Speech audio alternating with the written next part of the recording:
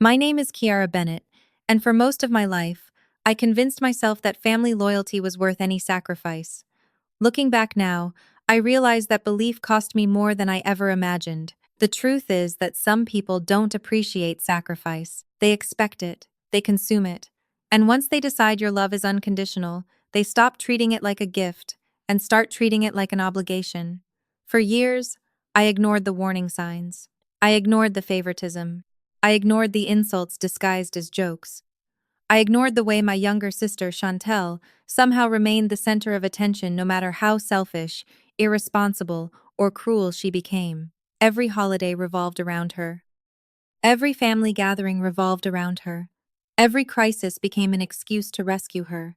And every success she achieved, no matter how small, was celebrated as if she had cured cancer. Meanwhile, I spent years quietly building my life, paying my bills, raising my daughter, and solving my own problems without asking anyone for help. Somehow, none of that seemed to matter. I learned long ago that expecting fairness from my family was like expecting rain in a desert. It wasn't impossible. It just wasn't likely. The only reason I continued showing up was Maya, my daughter. My 6-year-old little girl with bright eyes, endless curiosity, and a smile capable of improving even the worst day. Maya loved family gatherings. She loved her grandparents. She loved her cousins. Most of all, she loved birthdays. For weeks, she talked about her upcoming birthday celebration. She planned games. She picked decorations. She drew pictures of the cake she wanted. Every morning, she woke up with a new idea. Every night, she fell asleep talking about balloons, presents, and birthday songs. Watching her excitement reminded me of how children see the world. To them, family means safety. Family means love. Family means belonging. I wish I had protected that innocence sooner. 3 weeks before her birthday, my mother, Valerie, called with what sounded like wonderful news. She insisted that Maya's birthday should be celebrated at the family home. She claimed everyone wanted to attend. She said the cousins were excited. She promised Maya would have the most memorable birthday of her life. I hesitated. Family events rarely ended well, but Maya's excitement quickly erased my concerns. The moment she heard Grandma wanted to host her party, she practically bounced around the living room. "Really, Mommy?" she asked. "Everybody's coming?" I smiled despite my reservations. "That's what Grandma says." Maya wrapped her arms around me and squeezed so tightly I could barely breathe. "This is going to be the best birthday ever." Those words would haunt me later. The day of the party arrived on a warm Saturday afternoon. Maya wore a bright yellow dress she picked out herself. She spent nearly an hour getting ready, carefully choosing matching ribbons for her hair. By the time we arrived at my parents' house, she could barely contain her excitement. The driveway was full of cars. Laughter echoed from the backyard. Music played softly through outdoor speakers. Everything looked normal. Everything looked perfect. At first, guests greeted us politely. Children ran through the yard. Decorations covered the patio. Maya immediately joined her cousins and disappeared into the crowd of kids playing games. Watching her laugh filled me with relief. Maybe I had been wrong. Maybe this gathering would finally be different. Maybe for once, everyone would focus on Maya instead of Chantel. I should have known better. Less than 30 minutes later, Chantel arrived. And just like that, the entire atmosphere shifted. Conversations stopped, heads turned, people rushed toward her. My mother practically ran across the yard to greet her. My father carried her bags inside, even though she was perfectly capable of carrying them herself. Relatives crowded around her asking about wedding plans, honeymoon ideas, and engagement gifts. Within minutes, Maya's birthday party had become another Chantel celebration. I watched it happen in real time. Decorations meant for Maya became conversation backdrops for Chantel's wedding updates. Guests who were supposed to celebrate a little girl suddenly cared more about floral arrangements and bridesmaid dresses. Maya didn't notice at first. Children rarely notice the subtle ways adults disappoint them. But eventually she started asking questions. "Mommy?" she whispered. "Why is everybody talking about Aunt Chantel?" I forced a smile. "They're just excited about the wedding." Maya nodded slowly. "But it's my birthday." My heart tightened. "I know, baby."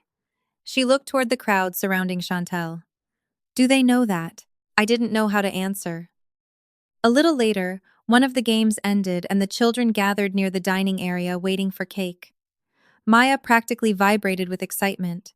For weeks, she had talked about that cake, a beautiful custom cake covered with butterflies and pink flowers. She helped choose every detail. She couldn't wait to see it. When the moment finally arrived, she ran inside with several cousins following behind her. Seconds later, I heard screaming. Not playful screaming. Crying. Real crying. My body reacted before my mind understood what was happening. I rushed into the kitchen and found Maya standing beside the trash can. Tears streamed down her face. Several children stood frozen nearby. Nobody spoke. Nobody moved. My stomach dropped when I looked inside the trash. The birthday cake was destroyed. Completely destroyed. Frosting smeared against the side of the garbage bag. Decorations crushed. Candles broken. Weeks of anticipation reduced to trash. Maya looked up at me with trembling lips. "Mommy," she sobbed. "My cake." I immediately turned toward the room. "What happened?" Silence. Then one of the younger cousins pointed toward Chantel. My sister sat casually at the kitchen island scrolling through her phone. She didn't look guilty. She didn't look embarrassed. If anything, she looked annoyed by the interruption. "Chantel," I said carefully. "What happened to Maya's cake?" She finally glanced up. "Oh, that?" My stomach tightened. Nobody should sound that casual while discussing a crying child. "Yes, that." Chantel shrugged. It was taking up too much space. For several seconds, I genuinely thought I misheard her. "You threw away her birthday cake?" Another shrug. "Relax, it's just cake." Maya's sobs grew louder. Chantel rolled her eyes. At a 6-year-old child crying over her ruined birthday. Before I could respond, Valerie entered the kitchen. "What's going on?" she asked. I pointed toward the trash. "Ask your daughter." My mother glanced inside, then immediately looked toward Chantel. I waited for outrage. I waited for disappointment. I waited for basic human decency. Instead, Valerie sighed. "Kiara, don't make a scene." The words hit harder than I expected, not because I was surprised, because Maya heard them too. My daughter stood there crying while her grandmother worried more about protecting Chantel than comforting a child. In that moment, something inside me finally broke. Not loudly, not dramatically, quietly, permanently. I picked Maya up, grabbed her gift bag, and headed toward the front door. Behind me, family members called my name. Some asked where I was going. Others told me I was overreacting. Not one person apologized to Maya. Not one person demanded accountability from Chantel. By the time we reached the car, Maya had cried herself into exhaustion. I buckled her into her seat and started driving home. 20 minutes later, while stopped at a red light, my phone vibrated. A high-priority security alert flashed across the screen. The notification referenced a reservation connected to Chantel's upcoming wedding, and according to the system, someone had just attempted to approve a transaction using my authorization credentials. The security alert remained on my screen long after the traffic light turned green. For several seconds, I simply stared at it, convinced there had to be some mistake. Maya sat quietly in the back seat, emotionally exhausted from everything that happened at the party. Her tears had finally stopped, but the expression on her face hurt more than the crying. She looked confused, betrayed, like a child trying to understand why adults had failed her. I wanted to focus on her. I wanted to forget about my phone. Unfortunately, the alert refused to leave my mind. The notification wasn't random. It came from one of the highest security levels in the system. Someone had attempted to authorize a premium wedding package using credentials linked directly to my executive approval account. That shouldn't have been possible. Very few people even knew the account existed. By the time we arrived home, Maya had fallen asleep in the back seat. I carried her inside, tucked her into bed, and sat beside her for several minutes watching her sleep. Children recover from disappointment faster than adults. That's one of the things I admire most about them. But this felt different. Today wasn't simply about a ruined cake, it was about trust. Maya trusted her family. They broke that trust without hesitation. Eventually, I kissed her forehead, left her room, and walked directly into my home office. The moment the door closed behind me, I opened my laptop and logged into a secure corporate network that almost nobody connected to me. Within seconds, the familiar Lumina Hospitality Executive dashboard appeared on my screen. Looking at it always felt strange. The public knew Lumina as one of the fastest-growing luxury hospitality groups in the region. Investors knew it as a company with dozens of successful properties and event venues. Employees knew it as a respected organization with thousands of customers. What almost nobody knew was that I owned controlling interest in the company. I preferred it that way. Public attention never interested me. Results did. For nearly a decade, I quietly built the business while keeping my personal life separate. Most people, including my own family, believed I worked in management. They had no idea I sat at the top. That misunderstanding suddenly became very important. I opened the security alert and reviewed the details carefully. Reservation number, approval request, internal notes, event package selection. Then I saw the venue name. Grand Magnolia. My jaw tightened immediately. Grand Magnolia wasn't just another wedding venue. It was the flagship property within our luxury events division. Elegant gardens, historic architecture, premium service. The waiting list alone stretched for months. Most weddings there cost more than some people earned in a year. My eyes moved down the screen. Client names: Kiara Bennett, Tyrone Coleman. I stared at the names for several seconds, then read them again. No, absolutely not. I opened the full reservation file. The deeper I looked, the worse things became. The package selected by Chantel and Tyrone wasn't basic. It wasn't moderate. It was one of the most expensive wedding packages Grand Magnolia offered. Private gardens, premium catering, designer floral installations, luxury guest accommodations, custom entertainment services. The projected total exceeded $150,000. My stomach tightened, not because of the amount, because of the payment status. Approved. My heartbeat slowed. Whenever I became angry, I didn't panic. I became calm. Very calm. Years of negotiations, acquisitions, and crisis management had trained me to treat problems like puzzles. The calmer I became, the more dangerous the situation usually was. I opened the authorization history. That's when I found it. My name, my executive credentials, my digital approval signature. According to the system, I personally authorized the wedding package 3 weeks earlier. The problem was that I hadn't. I wasn't even in the state that day. I immediately opened access logs, timestamp verification, device authentication, IP records, security metadata. One by one, the pieces appeared. None of them matched me. Someone had impersonated me. Someone had used my authorization credentials to bypass payment requirements and approve a 6-figure wedding package. For several moments, I sat motionless. Then I laughed. Not because anything was funny, because the audacity was breathtaking. While I was paying for Maya's birthday decorations and trying to keep peace inside my family, someone was committing fraud using my name. I clicked deeper into the reservation notes. Several internal communications appeared. Most were routine. Then I found an email exchange that changed everything. One of the event coordinators had questioned the unusual approval. Another employee asked whether billing documentation should be completed before final confirmation. The response came from someone claiming to represent me. Payment not necessary. CEO approval received. Proceed immediately. I leaned back slowly. CEO approval. Whoever sent the message knew exactly what they were doing. They weren't simply trying to get a discount. They were trying to eliminate the entire payment process. My phone buzzed. Jasmine. Of all the people in the company, Jasmine Reyes was one of the few who knew the full truth about my ownership position. She managed internal compliance and possessed a talent for spotting problems before they became disasters. I answered immediately. Tell me you saw the alert. 5 minutes ago, she replied. Her voice sounded unusually serious. I was hoping it was a system error. It's not. Silence. Then, how bad? I forwarded the file. Less than a minute later, she exhaled sharply. You've got to be kidding me. I wish. Jasmine continued reviewing records. Finally, she spoke again. Kiara, whoever did this wasn't guessing.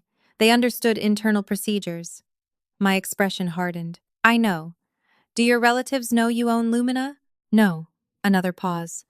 Then whoever submitted these approvals believed they'd never be questioned. That observation sat heavily in my mind. Because Jasmine was right. The people behind this didn't act cautiously. They acted confidently. They genuinely believed there would be no consequences. My thoughts drifted back to the birthday party. Chantel arriving late, everyone worshipping her, endless wedding conversations, the expensive gifts, the entitlement. Suddenly, the pieces started fitting together. I reopened the reservation file and stared at the names again. Chantel Bennett, Tyrone Coleman. The same sister who couldn't tolerate sharing attention with a 6-year-old child somehow expected a luxury wedding she couldn't afford. The same sister who threw Maya's birthday cake into the trash somehow expected special treatment worth $150,000. For years, I excused her behavior. Tonight, for the first time, I stopped. Jasmine broke the silence. "What do you want me to do?" I looked at the approval records one final time. The forged authorization, the fake approval trail, the fraudulent communications, the stolen identity. Then I remembered Maya standing beside a trash can crying over her destroyed birthday cake while everyone defended Chantel. Something inside me settled. A final piece of denial quietly disappeared. "Start a full investigation," I said. Jasmine didn't hesitate. "Done. Preserve everything. Already started. No warnings, no calls, no favors." Another brief silence followed. Then Jasmine asked the question that mattered most. "Are you planning to save the wedding?" I looked toward the hallway where Maya slept peacefully. For years I had rescued people who never appreciated it. For years I tolerated behavior that should have had consequences. Tonight felt different. "No," I replied calmly. "This time, they're going to deal with the mess they created themselves." And for the first time since leaving my parents' house, I felt absolutely certain of one thing. Chantel had no idea what she had just done. I slept less than 3 hours that night. Not because of the wedding, not because of the forged approval, and not because of the $150,000. What kept me awake was Maya's face. Every time I closed my eyes, I saw her standing beside that trash can, staring at the remains of her birthday cake while the people who claimed to love her defended the person responsible. By morning, my anger had settled into something colder and far more dangerous: clarity. People often imagine revenge as an emotional decision. In reality, the most effective decisions are usually made when emotions finally stop clouding your judgment. Maya was already awake when I came downstairs. She sat quietly at the kitchen table drawing butterflies in a coloring book. Normally, she would have been talking non-stop about birthday gifts and party memories. This morning, she barely spoke. "Morning, baby," I said softly. She smiled, but the smile didn't reach her eyes. "Morning, Mommy." I sat beside her. "How are you feeling?" Maya shrugged. "Okay. Children always say they're okay when they aren't." She colored silently for another moment before finally asking the question I had been dreading. "Did Grandma not want my birthday cake?" The words hit harder than any insult my family had ever thrown at me. I swallowed carefully. "Why would you think that?" Maya kept coloring. "Because nobody got mad when Aunt Chantel threw it away." Sometimes children see truth more clearly than adults. They haven't learned how to rationalize cruelty yet. I reached over and squeezed her hand. "You didn't do anything wrong." She nodded but didn't look convinced. That conversation stayed with me all morning. Around 10 o'clock, my phone rang. "Valerie." I stared at the screen for several seconds. Normally, I would have ignored the call. Something told me to answer. "Hello?" Silence greeted me initially, then a dramatic sigh. "Kiara." I immediately recognized the voice she was using. The wounded mother voice. The voice she always used when she wanted something. "What do you need?" Another sigh. "That's a terrible way to answer your mother." I almost laughed. Less than 24 hours earlier, she had defended the destruction of Maya's birthday cake. Apparently, respect only traveled in one direction. "What do you need, Valerie?" This time she got to the point. "Your sister is devastated." There it was. Not Maya. Not the birthday party. Not the crying 6-year-old child. Chantel. Of course. "Really?" I asked. "Why?" Valerie sounded offended by the question. "You know why." "Actually, I don't." "The wedding." I leaned back in my chair. "What about it?" A long pause followed. For the first time, I sensed genuine nervousness. Not guilt. Fear. There seems to be some misunderstanding. Misunderstanding. Interesting choice of words. Go on. Valerie continued carefully. The venue contacted Chantel this morning.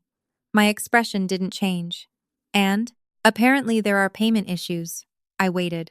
And? Another pause. They're saying the reservation isn't fully approved. There it was. The beginning. Valerie still thought this was a problem that could be talked away. Fixed with excuses. Smoothed over through guilt. She had no idea how serious the situation actually was. That's unfortunate. Silence. Then disbelief. That's all you're going to say? What would you like me to say? Her tone sharpened. You know how important this wedding is. I almost reminded her how important Maya's birthday was. Instead, I stayed quiet. Eventually, Valerie continued. Chantel said there must be some mistake. Maybe there is. Good. Relief instantly entered her voice. Then you'll fix it. There it was, the expectation, the entitlement, the certainty that Kiara would clean up another mess. For years, that's exactly what I would have done, not because anyone appreciated it, because it seemed easier than conflict. No, I said calmly. Complete silence followed. What? Valerie finally asked. I'm not fixing anything. For several seconds, she genuinely sounded unable to process the answer. Then came phase 2, guilt. Kiara, she's your sister. I stared out the window. And Maya is your granddaughter. Silence. Valerie immediately changed the subject. That told me everything. We're not talking about yesterday. I am. You always hold grudges. I laughed softly. The accusation was almost impressive. Someone destroys a little girl's birthday. Someone else defends it. Yet somehow the problem becomes the person remembering it happened. No, I replied.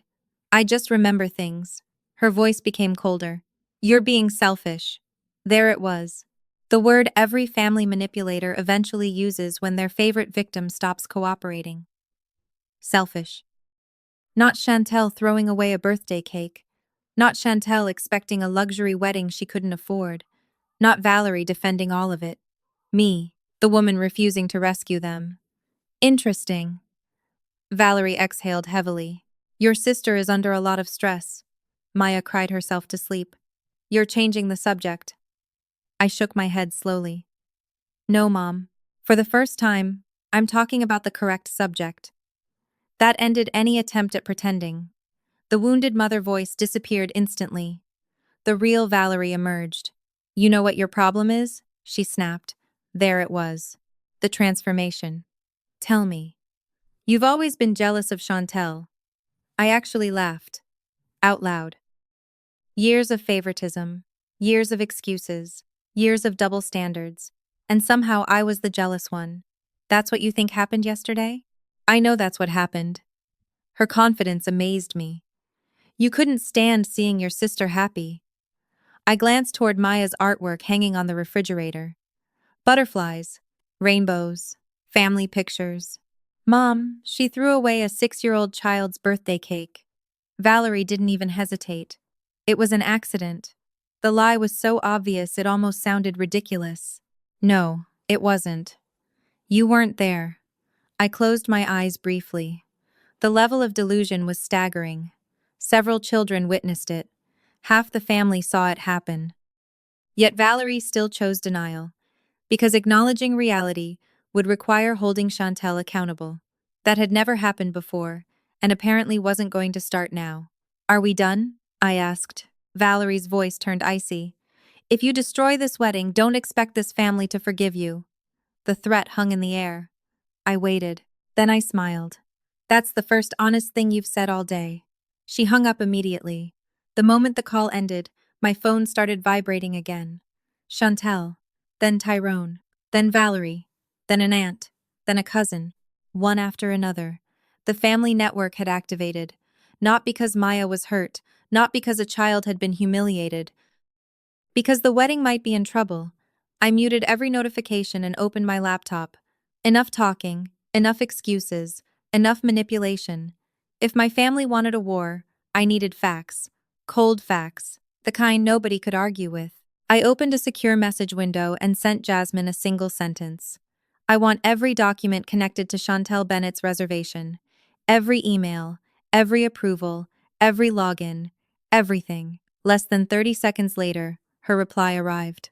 Trust me, Kiara. After what I found this morning, you're going to want to sit down before you read it. I expected fraud. What I didn't expect was stupidity. There is a difference. Fraud can be sophisticated. It can be layered, hidden, carefully planned, and difficult to detect. Stupidity leaves fingerprints everywhere. 10 minutes after sending my message, Jasmine called instead of replying. The moment I answered, I heard something unusual in her voice. Not anger, not frustration, disbelief. Please tell me you're sitting down. I leaned back in my office chair. That bad? Jasmine laughed once. A short, humorless laugh. Actually, it's worse. For a moment, neither of us spoke. Jasmine had investigated compliance violations for years. Very little surprised her anymore. If she sounded shocked, there was a reason. Start from the beginning, I said. No shortcuts. Papers shuffled on the other end of the call. Then she began. The reservation wasn't approved through one mistake. My expression hardened. Go on. It was approved through a series of deliberate actions performed over almost 3 weeks. I felt my pulse slow. Whenever I got angry, everything seemed to move slower. Details became sharper. Emotions disappeared. How many actions? 23? I blinked. 23? 23 separate authorization events. Suddenly, the situation felt very different. One forged approval might be explained. 23 could not. Jasmine continued. Someone accessed internal systems multiple times, modified reservation records, submitted executive-level overrides, bypassed payment requirements, created approval notes, uploaded supporting documents. My jaw tightened. Uploaded what? Fake authorization forms. For several seconds, I said nothing. Then Jasmine forwarded the files. I opened the first document. My signature appeared at the bottom. My name appeared at the top. The formatting looked correct. The company logo looked authentic. Everything appeared legitimate. Except for one problem. I never signed it. They actually forged my signature. Several times. Jasmine sounded equally stunned. Not once. Several. I opened the second file, then the third, then the fourth. Every document contained some version of my name. Some were obvious copies. Others had been recreated carefully enough that most employees would never question them. Whoever created the files spent significant time preparing them. This wasn't panic. This wasn't impulsive behavior. This was planning. My thoughts immediately drifted back to Chantel, the expensive dresses, the non-stop wedding discussions, the absolute confidence she displayed during the birthday party. Confidence like that doesn't come from uncertainty. It comes from believing the outcome is already guaranteed. Anything else? I asked. Jasmine laughed again. A lot else. A new email arrived in my inbox. She had sent the system logs. I opened them and immediately understood why she sounded so alarmed. Every login attempt was recorded, every modification, every access point, every device, every timestamp. Modern systems remember everything. That's why lying to technology is usually harder than lying to people. Jasmine highlighted several entries. Look at the IP addresses. I examined them carefully. None belonged to me. None belonged to corporate offices. Several originated from residential internet providers. One address repeated over and over again. 21 separate access events. Same location, same network, same user pattern. Can we identify it? I asked. Already did. My stomach tightened slightly. Jasmine remained silent for several seconds before finally speaking. It's Valerie's house. I closed my eyes. Not because I was surprised, because hearing it confirmed something I desperately wanted to be wrong about. This wasn't simply Chantel. This wasn't one selfish sister acting alone. Someone inside my parents' house helped. Someone provided access, someone participated. The next report arrived. Email history, internal communications, authorization requests. That's when things became even worse. One email immediately caught my attention. The sender used an address nearly identical to my executive account. One letter different. Almost invisible. Easy to miss. Dangerous enough to fool anyone moving quickly. The email contained instructions to approve the wedding package immediately and ignore billing concerns. Attached beneath it sat a message from an employee questioning the request. The response appeared less than 2 minutes later. CEO approved. Proceed immediately. Do not contact her directly. I read the sentence twice, then a third time. Whoever wrote it understood internal procedures surprisingly well. They knew exactly which employees might ask questions. They knew exactly how to stop those questions. More importantly, they knew enough about me to imitate my communication style. That realization bothered me more than the forged signature. Someone had been watching, paying attention, studying details. Who had access to all this information? I asked quietly. Jasmine didn't answer immediately. You're not going to like the answer. Try me. Another pause. Mostly family. The room suddenly felt smaller. For years, I attended family gatherings, birthday parties, holiday dinners, cookouts, engagement celebrations. I answered questions, shared stories, mentioned work projects. Nothing confidential, nothing dangerous. Yet over time, pieces accumulated. Enough pieces to create a false version of me. Enough pieces to impersonate me. Enough pieces to commit fraud. Jasmine interrupted my thoughts. There's more. Of course there was. There always was. The wedding package wasn't the only thing they tried to obtain. I sat forward immediately. What do you mean? Several upgrade requests were submitted under executive authorization. Another file appeared. Floral packages, luxury transportation, designer decor installations, premium catering enhancements, guest accommodations. Every possible upgrade, every possible expense, each one approved using forged credentials. The total value climbed higher and higher as I reviewed the records.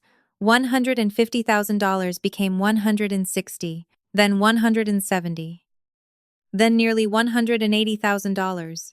My expression remained calm. Inside, however, something fundamental shifted.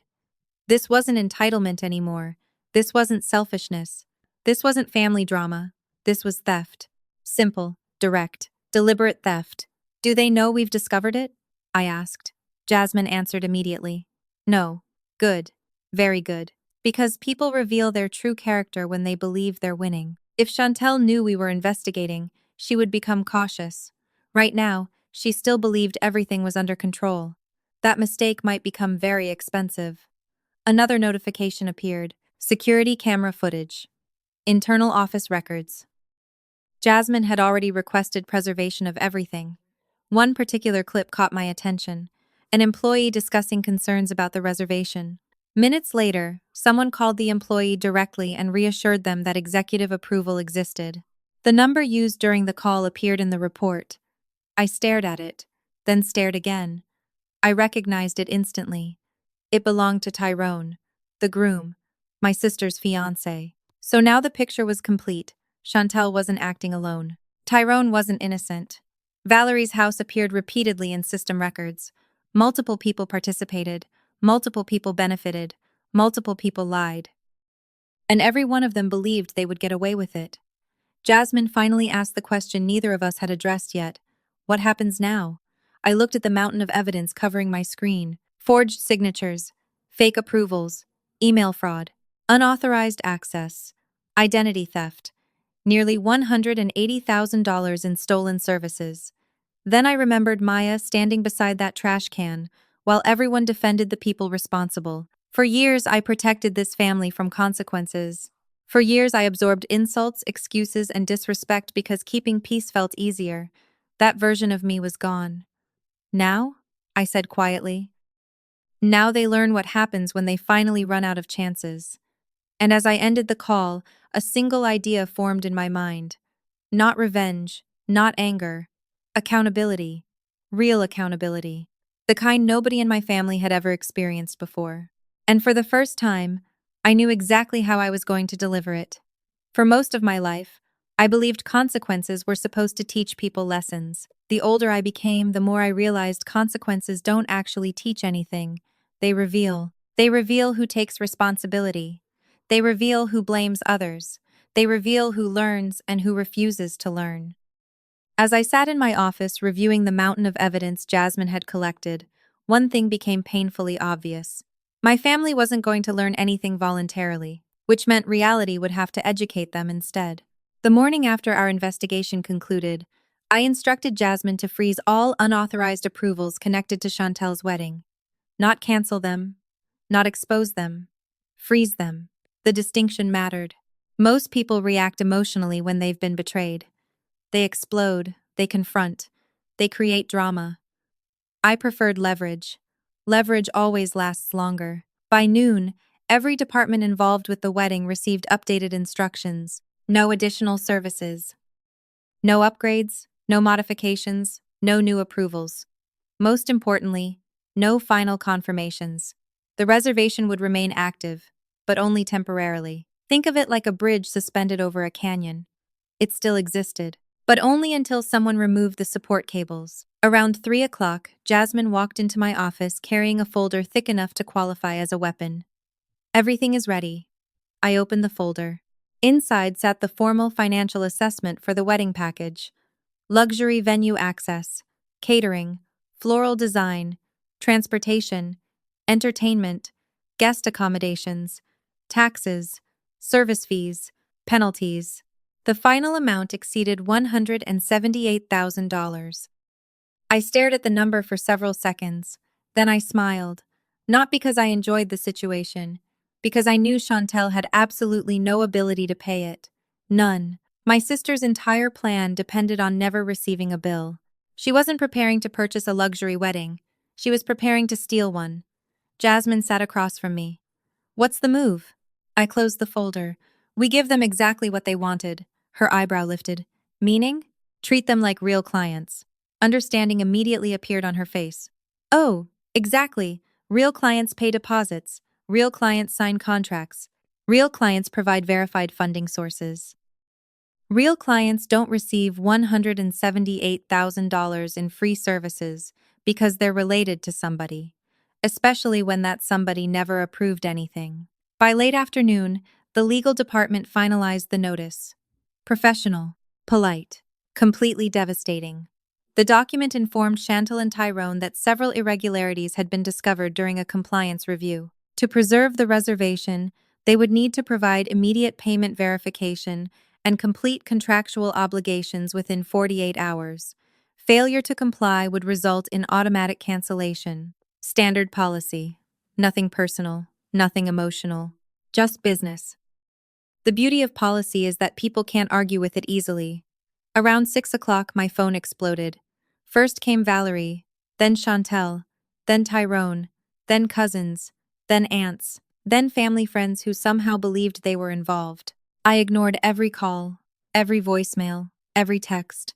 Eventually, curiosity got the better of me. I opened the first voicemail. Valerie sounded frantic. Kiara, call me immediately. The second message came from Chantel. There has to be some mistake. The third was even better. Tyrone. Whoever is doing this needs to fix it right now. I replayed that message twice. The confidence fascinated me. He still believed some anonymous employee created the problem. He still had no idea whose signature appeared on the forged approvals. He still had no idea whose company he was trying to manipulate. For the first time since the birthday party, I genuinely enjoyed watching events unfold. The next morning, the panic intensified. Chantel called 14 times before lunch. Valerie called 9. Tyrone called 11. Several relatives sent messages accusing me of being unsupportive, jealous, bitter, and selfish. Interestingly, nobody mentioned Maya. Nobody apologized for the birthday party. Nobody acknowledged the destroyed cake. According to my family, the true emergency wasn't a 6-year-old child being humiliated. It was a wedding bill. Around noon, I finally answered one call. Valerie. She picked up before the first ring finished. Thank God. I remained silent. Valerie rushed forward immediately. The venue says Chantel has 48 hours. That's unfortunate. I could practically hear her blood pressure rising. Stop saying that. Saying what? Acting like you don't know what's happening. I glanced at the compliance report sitting on my desk. I know exactly what's happening. Another pause. Then suspicion entered her voice. What does that mean? I almost told her. Almost. Instead, I chose patience. It means your daughter should probably read her contracts more carefully. Valerie ignored the comment. You need to call somebody. Why? Silence. Then outrage. Because this wedding is important. There it was again, the family philosophy. If Chantel wanted something, everyone else was expected to provide it. Was Maya's birthday important? Valerie immediately changed the subject. Again. This isn't about Maya. Exactly. The line went quiet. Eventually she whispered, You're doing this on purpose. I looked out the office window. No, Mom. My voice remained calm. The people who forged documents did this on purpose. The silence that followed lasted nearly 10 seconds, long enough for me to know the message landed, long enough for Valerie to realize I knew more than she expected. What are you talking about? She finally asked. I smiled slightly. Ask Chantel. Then I hung up. By evening, the family group chat looked like a disaster zone. Panic, confusion, excuses, accusations. Chantel insisted everything would be fine. Tyrone claimed he was handling it. Valerie blamed everyone except the people responsible. Watching it felt like observing passengers argue over seating arrangements while the ship sank. The best part was that none of them understood how much trouble they were actually in. They still believed the wedding was the problem. The wedding wasn't the problem. The fraud was. The forged signatures were. The identity theft was. The criminal exposure was. They were standing on the edge of a cliff arguing about the weather. At exactly 9 the following morning, Jasmine forwarded an internal update. The compliance deadline had officially started. 48 hours, no payment, no verified funding, no legitimate approval, no path forward. I was reading the report when another notification appeared. Security desk. Visitor requesting immediate meeting. I opened the attached camera feed. A tall man paced aggressively through the reception area. His face was red, his jaw clenched, his hands balled into fists. Even through the security camera, his anger was obvious. I recognized him instantly. Tyrone Coleman, Chantel's fiancé. Apparently, he had finally decided to stop making phone calls and start making demands. I watched him argue with the receptionist for several seconds before the audio feed activated. His first words made me laugh out loud. Tell your boss I'm not leaving until somebody fixes this. He still thought he was dealing with employees. He still thought money, intimidation, and arrogance would solve everything. Poor Tyrone. He was about to walk straight into the biggest mistake of his life. Tyrone Coleman looked exactly like the kind of man who had spent his entire life confusing volume with authority.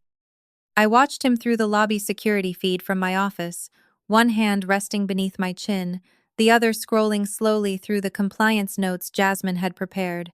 He paced in front of the reception desk with his shoulders squared, his expensive watch flashing every time he lifted his hand to point at someone. Everything about him was performance. The tailored shirt, the polished shoes, the controlled fury. The way he leaned over the receptionist's desk as if invading her space would somehow make the wedding contract less fraudulent. He had no idea where he was. Not really. He thought he had walked into an event company to intimidate a few nervous employees.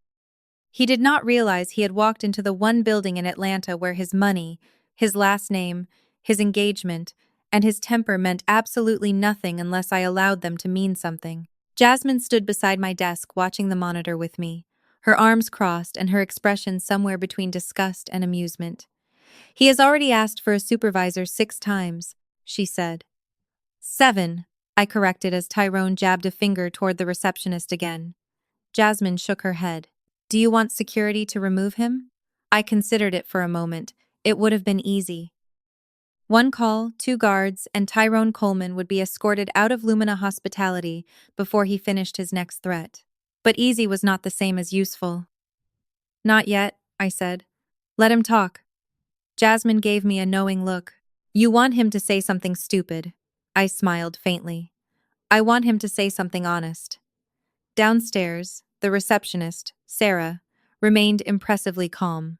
She had been trained for angry clients, entitled vendors, celebrity assistants, drunk groomsmen, and wealthy mothers who believed a florist could violate physics if shouted at hard enough. Tyrone was not the first powerful man to lose control in our lobby, and he would not be the last. But he was the first one personally connected to a forged executive authorization bearing my name. That gave his tantrum a special flavor. Sir, Sarah said through the audio feed, as I explained, this matter is currently under compliance review. No one at the front desk can override that process. Tyrone laughed in her face. It was a sharp, ugly sound. Compliance review? Do you know who I am? Sarah's expression did not change. You are listed as a party connected to the Sterling Bennett wedding reservation. I am the groom, he snapped. That should mean something. It does, Sarah replied politely. It means your name is on the file. Jasmine covered her mouth to hide a laugh. I almost joined her. Tyrone did not find it funny. His face darkened, and he leaned closer. Listen to me carefully. This wedding is not some backyard barbecue. My fiancé's family has a relationship with people in your industry. Important people. The venue made a commitment, and I expect that commitment to be honored. There it was. The first layer of entitlement. He did not deny the payment issue. He did not ask what went wrong. He did not even pretend to be concerned about a possible misunderstanding. He went straight to pressure, straight to influence, straight to the assumption that our policies were flexible if the right person raised his voice. Sarah nodded as if he had made a reasonable point. I understand your concern. No, you clearly do not. Tyrone pulled out his phone and waved it toward her. I have half a mind to call your corporate office right now. You are currently standing inside our corporate office, sir. For the first time, Tyrone paused, only for a second. Then arrogance rushed back in to cover the crack. Then get me someone who can actually make decisions. Sarah typed something into her computer, though I knew she was mostly buying time. May I ask which decision you are requesting? I want the hold removed. I want the contract restored. I want the venue to stop harassing my fiancé over money that has already been approved. And I want a written apology sent to Chantel by the end of business today. I leaned back in my chair. Fascinating. He was still referring to the stolen comp as approval. Not a mistake. Not a questionable discount. Approval. That told me exactly what I needed to know. Tyrone believed the forged authorization had worked. He believed the system had accepted it. Therefore, in his mind, the only problem was that someone had the nerve to question it afterward. Jasmine looked at me. He is digging fast. Let him. The lobby scene continued unfolding like theater. Sarah explained again that compliance matters required internal review. Tyrone cut her off again. He demanded a director, then a vice president, then legal. Each time, Sarah entered a note into the system and told him someone would respond when available. The longer she remained calm, the more irritated he became. Men like Tyrone are used to emotional reactions. Tears, apologies, nervous obedience. Calm professionalism makes them feel powerless, and powerless men often become reckless. After 20 more minutes, Tyrone stepped aside and called Chantel. We could not hear every word clearly, but we heard enough. I'm here now, he said sharply. No, they are stalling. Your sister must have said something to someone. I told you this is what happens when you let bitter people near important events. Jasmine's eyes snapped toward me.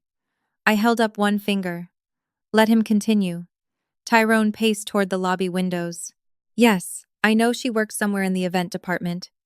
No, baby, stop crying. I am going to find her. If she caused this, I will make sure she never works in this city again. The words settled over my office like cold dust. There it was. Not just arrogance. Intent. He planned to target my employment. He planned to destroy the career he thought I had because Chantel told him I was beneath them. It would have hurt if it were not so deeply stupid. After ending the call, Tyrone returned to the desk with renewed confidence. I want to speak to Kiara Bennett. Sarah looked at him, then at her screen, then back at him. To her credit, she did not smile. Do you have an appointment with Miss Bennett? I do not need an appointment. She is my fiancé's sister. That does not answer my question. His jaw tightened. She works here. Sarah paused just long enough to make the moment uncomfortable. Miss Bennett is not available. Then make her available. That is not within my authority. Tyrone lowered his voice, but the microphone still captured every word. Listen, sweetheart, I do not know what kind of little workplace politics are happening behind that desk, but I am telling you right now, if Kiara thinks she can sabotage my wedding because she is jealous of Chantel, she is going to regret it. Sarah's expression cooled. Sir, I would advise you not to make threats in the lobby. That was not a threat. It sounded like one. He laughed again. Then maybe you need thicker skin. Jasmine reached toward the phone. Now? I stopped her. Not yet. She stared at me like I had lost my mind. Kiara, he is harassing staff. I know. And you are letting him? For a few more minutes. Because every word was being recorded. Every insult. Every threat. Every assumption. Tyrone was creating a beautiful little archive of his own character, and I had no intention of interrupting an artist at work. Eventually, though, he made the mistake I expected. He walked past the reception desk toward the secured elevator corridor. Two uniformed security officers stepped into his path immediately. Tyrone stopped, offended. Move. The taller guard remained still. This area is restricted. I have business upstairs. Then someone upstairs will need to authorize your access. Do you people understand English? The second guard's expression hardened. Sir, step back. Tyrone looked around the lobby as if expecting someone to rescue him from the humiliation of being told no. No one moved. Several employees had paused near the coffee bar pretending not to watch. A junior events coordinator stared openly. A finance analyst whispered something to another employee. The entire lobby had become aware of him now. That should have embarrassed him. Instead, it made him louder. This company is about to lose one of the biggest wedding accounts of the season because some angry little employee cannot control her feelings. I stood from my desk. Jasmine looked at me. Finally. I adjusted the sleeve of my blazer and walked toward the private elevator. By the time I reached the lobby level, Tyrone was still arguing with security. His back faced me, so he did not see me arrive. Sarah did. Her posture changed immediately. So did both guards. Then 3 other employees noticed me. One by one, conversations stopped. The shift was subtle but unmistakable. The room recognized authority before Tyrone did. Sarah straightened. Good afternoon, Miss Bennett. The guard stepped slightly aside, not for Tyrone, but for me. A senior account director walking past stopped near the elevator and nodded respectfully. Good afternoon, Miss Bennett. The finance analyst lowered her coffee cup. Miss Dennett. Tyrone finally turned around. At first, irritation crossed his face, then confusion. He looked from Sarah to the guards to the employees, then back to me. His eyes narrowed, trying to force the scene into the story Chantel had given him. In that story, I was a bitter, low-level worker abusing access I barely had. In this lobby, people reacted to me like someone whose time mattered. He tried to recover quickly. There you are, he said, stepping toward me as if I had been hiding from him. We need to talk. I looked at him calmly. Do we? He glanced around, clearly uncomfortable with the growing silence. Privately. Anything you need to say about this matter can be said with my staff present. His face tightened. Your staff? The words came out slowly. Too slowly. The first real crack opened. He noticed it. I noticed him noticing it. Yes, I said. My staff. For a moment, the entire lobby seemed to hold its breath. Tyrone looked at Sarah again, then at the guards, then toward the executive elevator behind me. His arrogance fought against reality, and for the first time that day, reality was beginning to win. He forced a smile that did not reach his eyes. Kiara, I think there has been a misunderstanding. I smiled back. There has been. Relief flickered across his face. Poor man. He thought I meant the wedding. I stepped closer, lowering my voice just enough to make him lean in. The misunderstanding is that you walked into my building believing you had power here. His smile disappeared completely. And as the lobby doors opened behind him and Jasmine stepped out carrying the full compliance folder, Tyrone finally understood that whatever Chantel had told him about me was not just incomplete, it was dangerously wrong. For the first time since arriving at Lumina Hospitality, Tyrone Coleman looked uncertain. Not defeated, not frightened, just uncertain. The problem for men like Tyrone is that uncertainty tends to spread. It starts as a small crack in their confidence. Then reality pushes against that crack until the entire illusion collapses. Standing in the middle of the lobby, surrounded by employees who suddenly seemed very interested in watching what happened next, Tyrone stared at Jasmine's compliance folder as if it might contain an explanation he preferred. Unfortunately for him, It contained the truth instead, and the truth was rarely kind. I think we should talk privately, he said again, forcing confidence into his voice. I almost admired the effort. Almost. No, I replied calmly. I think you've spent enough time trying to control the conversation. His jaw tightened. Kiara, this isn't the place. You're right. I glanced around the lobby. You should have thought about that before threatening my employees. Several people nearby immediately pretended not to be listening. None of them left. Tyrone noticed. His embarrassment deepened. Good. Public humiliation wasn't my goal, but I wasn't going to protect him from consequences either. Can we go somewhere and discuss this? He asked. The anger had not disappeared. It had simply been replaced by caution. He finally sensed that something was wrong.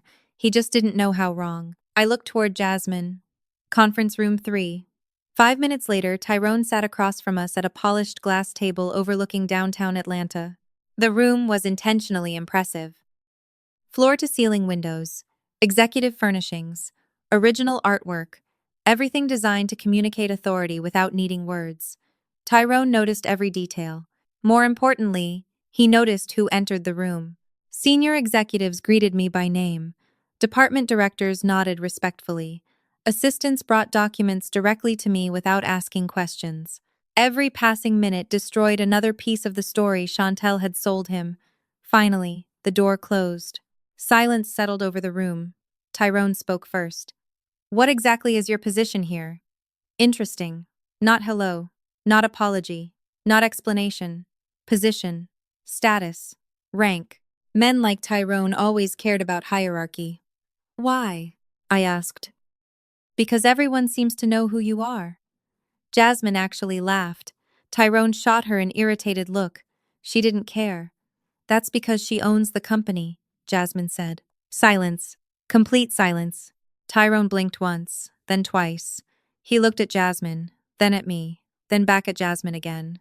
What? The single word sounded smaller than anything he had said all day. Jasmine slid a corporate ownership report across the table. Tyrone stared at it without touching it. No. I remained quiet. No, he repeated. That's impossible. Jasmine leaned back in her chair. Actually, it's very possible. He grabbed the report. His eyes moved rapidly across the page, then across the next page. Then the next. Every document told the same story. Majority ownership, executive authority, founder status, final approval rights, Grand Magnolia, Lumina Hospitality. Every piece connected directly back to me. I watched the realization arrive, slowly at first, then all at once. The expensive venue, the executive approvals, the forged signatures, the compliance review, the ignored phone calls. Suddenly everything made sense. Unfortunately for Tyrone, understanding the situation didn't improve it. It made it worse. Much worse. Chantel said you worked in event management. I did, I replied. About 10 years ago. Tyrone closed his eyes briefly. The room felt very quiet. She didn't know. Jasmine laughed again. You really want to go with that defense? He ignored her. His focus remained fixed on me. Kiara, listen. If there was some misunderstanding, there wasn't. Then some mistake, there wasn't. He swallowed hard. The confidence was disappearing now. Not all at once, piece by piece. Okay, he nodded slowly. Then let's fix it. There it was. The first stage of panic. Negotiation. Every person caught doing something wrong eventually reaches this point. They stop denying reality and start searching for exits. Fix what? I asked. Tyrone stared at me. The wedding. Jasmine opened the compliance folder. Excellent idea. For a brief moment, hope returned to his face. Then she placed the first document on the table, followed by another, then another, then another. Fraudulent authorization forms, forged signatures, internal emails, access logs, security records. By the time the stack reached several inches high, Tyrone looked physically ill. What is all this? He whispered. Jasmine's answer came immediately. Evidence. The word hung in the air. Tyrone stopped touching the papers. Look, he said carefully. I didn't create any of this. Interesting. Not this isn't true. Not someone else did it. His first instinct was distance. You benefited from it. That's different, not legally. The color drained from his face. Finally, he looked directly at me. What do you want? That question told me everything. He no longer believed he could intimidate me. He no longer believed he could pressure the company. He no longer believed this was a customer service problem. Now he understood what it really was. Survival. I folded my hands on the table. You currently have 48 hours. Jasmine corrected me. 36. I glanced at the clock. Right, 36. Tyrone looked confused. For what? Jasmine slid one final document toward him. The invoice. $178,462. His eyes widened, then widened again. This can't be serious. It's extremely serious. Nobody can expect us to pay this. I raised an eyebrow. Nobody expected you to steal it either. Silence. Tyrone stared at the invoice as if the numbers might change. They didn't. We don't have this kind of money. There it was. The first honest statement of the day. I know, I replied. Then the wedding will be cancelled. Probably. His breathing became noticeably heavier. Chantel is going to lose her mind. Jasmine shrugged. That sounds like a personal problem. For several seconds, nobody spoke. Then Tyrone tried one final strategy. Sympathy. Kiara, we're family. The words almost made me laugh. Family. An interesting concept. Family when they wanted free services. Family when they needed favors. Family when they needed rescue. Somehow the word never appeared when Maya was crying beside a trash can. No, I said quietly. Maya is my family. Tyrone looked away. He knew exactly what I meant. The room remained silent for several moments before he finally stood. Not confidently. Not dramatically. Just slowly. Like a man carrying a weight he hadn't expected to pick up. What happens if we can't pay? He asked. Jasmine answered before I could. Then the reservation disappears. Tyrone nodded once. Then again. He looked 10 years older than he had when he entered the building. As he reached the door, I spoke one final time. Tyrone. He stopped. This isn't the worst part. He turned around slowly. Confusion returned to his face. What are you talking about? I looked toward the mountain of evidence still sitting on the conference table.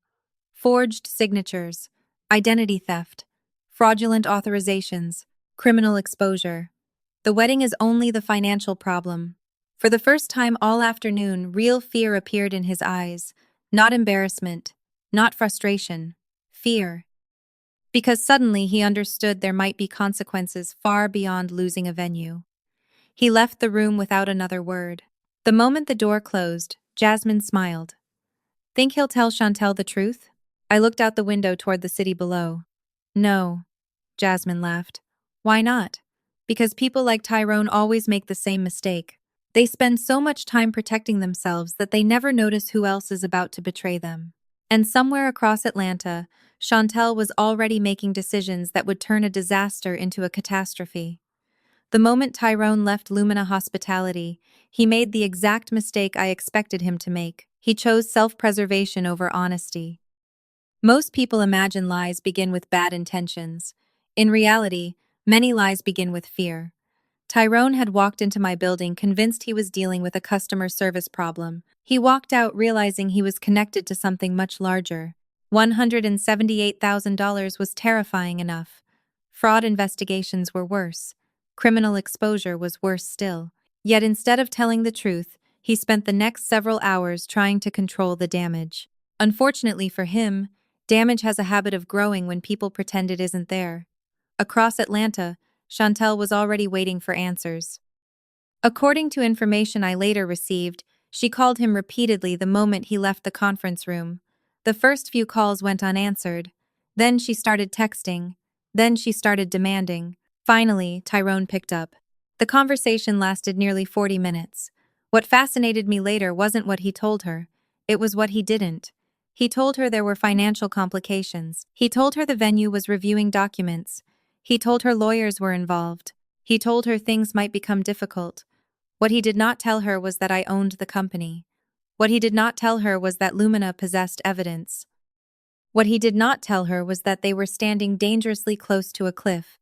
Tyrone wasn't protecting Chantel, He was protecting himself. Deep down, he knew that if Chantel learned the full truth, she would immediately look for someone to blame. And Tyrone preferred almost any outcome that didn't involve being that person. Meanwhile, another person was beginning to pay attention.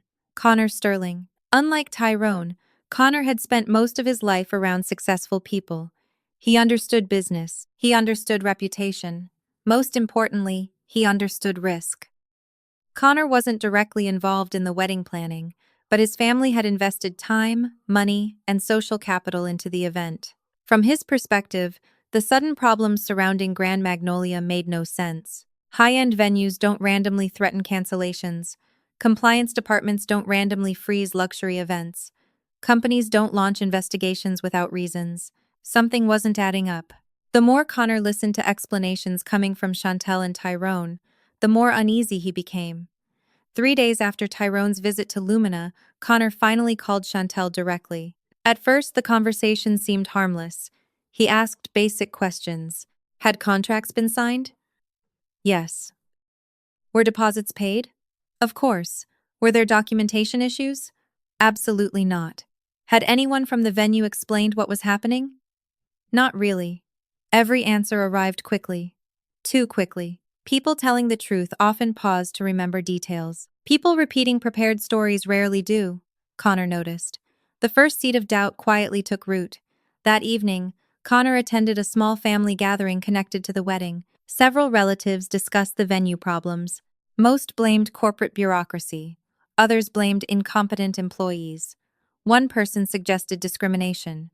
Chantel eagerly agreed with whichever theory made her look most innocent. Connor listened carefully. The more she talked, the less comfortable he became. Her explanations changed depending on the audience. Her timeline shifted. Certain details appeared and disappeared. None of it proved dishonesty, but it created questions that refused to disappear. The following morning, Connor did something simple. He searched public information about Lumina Hospitality.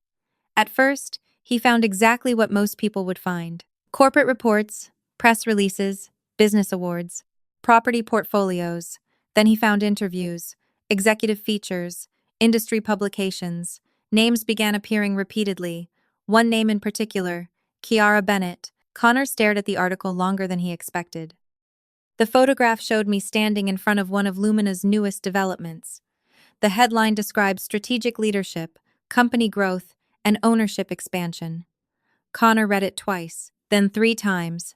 Suddenly, Tyrone's nervous behavior made a lot more sense.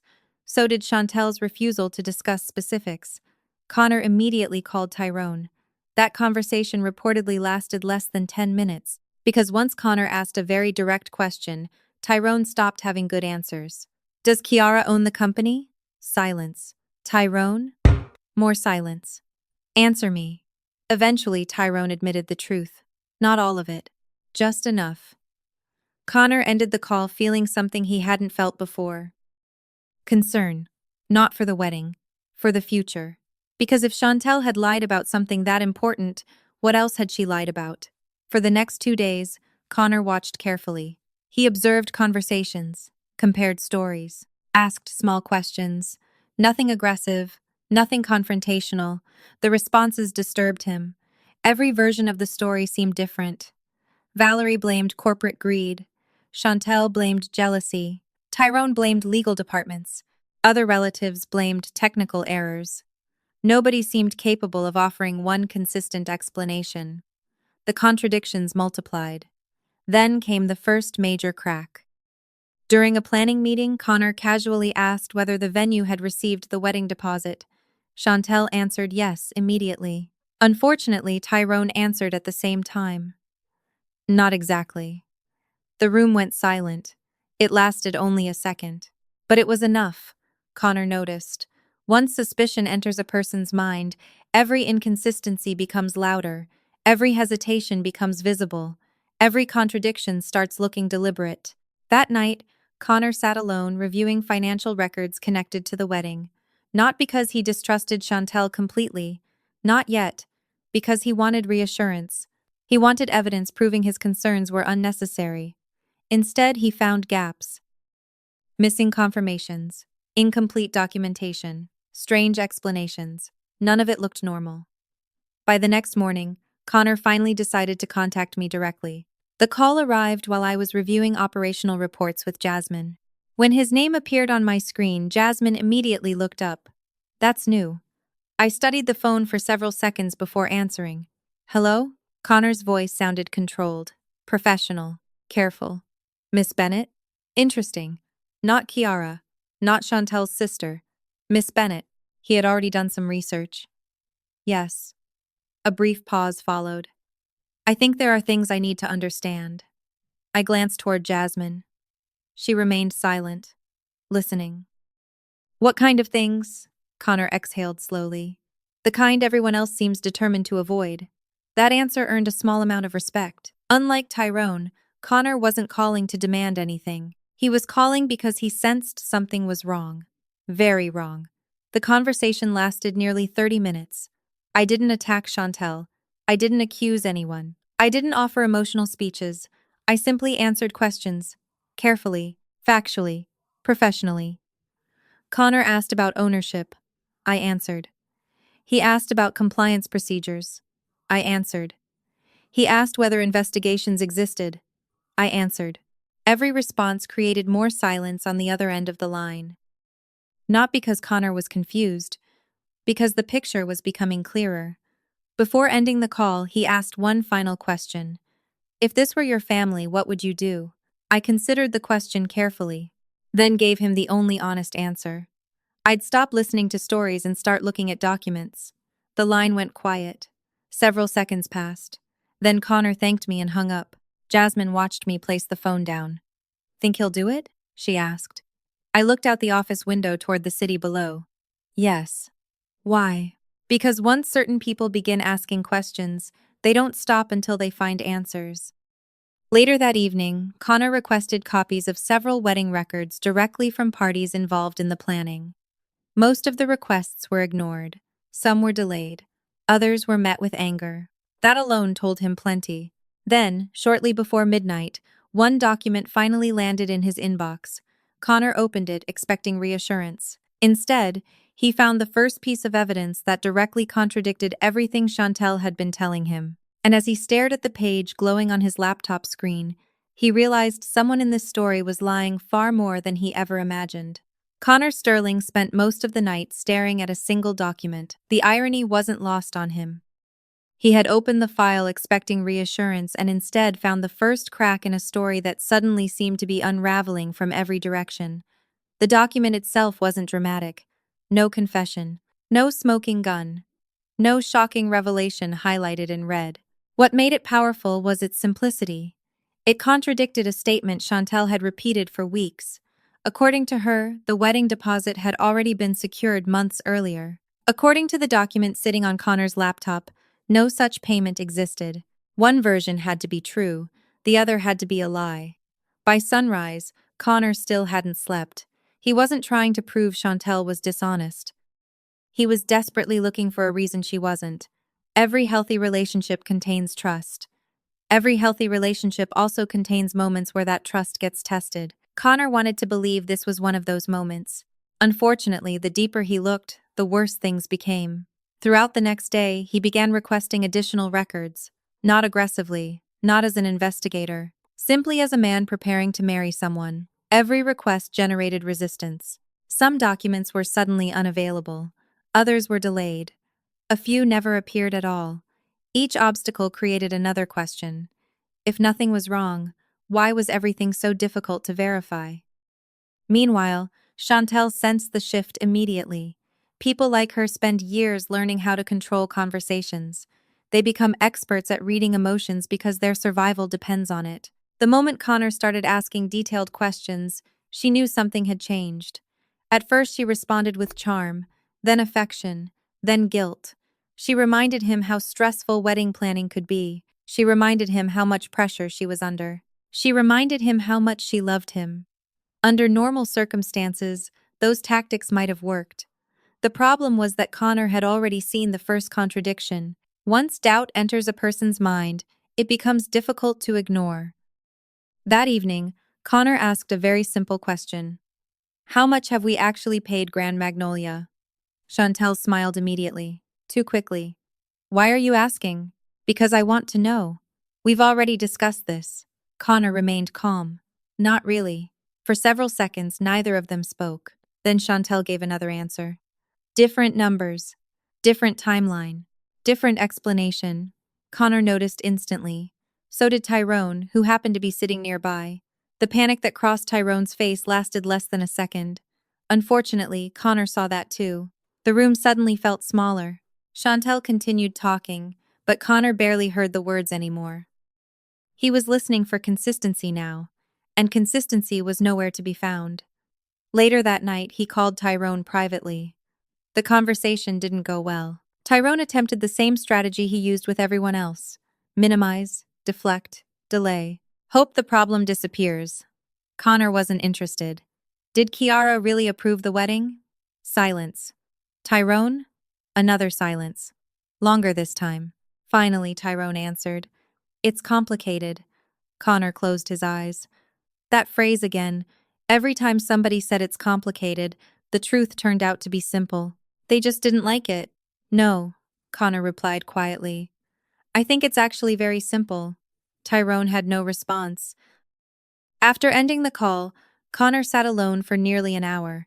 His instincts were screaming that something was wrong. Not one thing. Many things. Too many things. Yet the biggest problem wasn't the wedding anymore. It was trust. Every relationship can survive mistakes. Few survive deception. Across town, I received updates from Jasmine throughout the day. Neither of us needed to interfere. The situation was evolving naturally. Connor was asking questions. Chantel was providing inconsistent answers. Tyrone was panicking. Valerie was making everything worse. Watching it unfold felt like observing a crack spread across a frozen lake. Nobody could stop it. They could only pretend it wasn't happening. Then Valerie decided to help, which was always dangerous. According to multiple relatives, she organized a family dinner specifically to clear up misunderstandings. In reality, it became a disaster. The moment Connor arrived, Valerie launched into a speech about loyalty, family unity, jealous relatives, bitter people who couldn't stand seeing others succeed. Connor listened politely, then he asked a question. Just one. What exactly did Kiara do? The room went silent. Valerie blinked. Apparently, she hadn't prepared for follow-up questions. She caused problems. Connor nodded. How? Valerie hesitated. She interfered. How? Another pause. Longer this time. Eventually, she started talking about old family disagreements, childhood rivalries, personality conflicts, everything except facts. Connor noticed. Everyone noticed. The more Valerie spoke, the weaker the story became. By the end of dinner, several relatives looked uncomfortable. Not because they supported me, because they couldn't follow the logic anymore. The narrative required too many assumptions, too many missing pieces, too many excuses. Meanwhile, Chantel's anxiety continued growing. She stopped sleeping well. She snapped at vendors. She argued with Tyrone constantly. Every conversation seemed to end in accusations. He blamed her. She blamed him. Both blamed me. Neither accepted responsibility. That pattern became increasingly difficult to ignore. 3 days later, another blow arrived. Connor obtained additional records connected to the wedding timeline.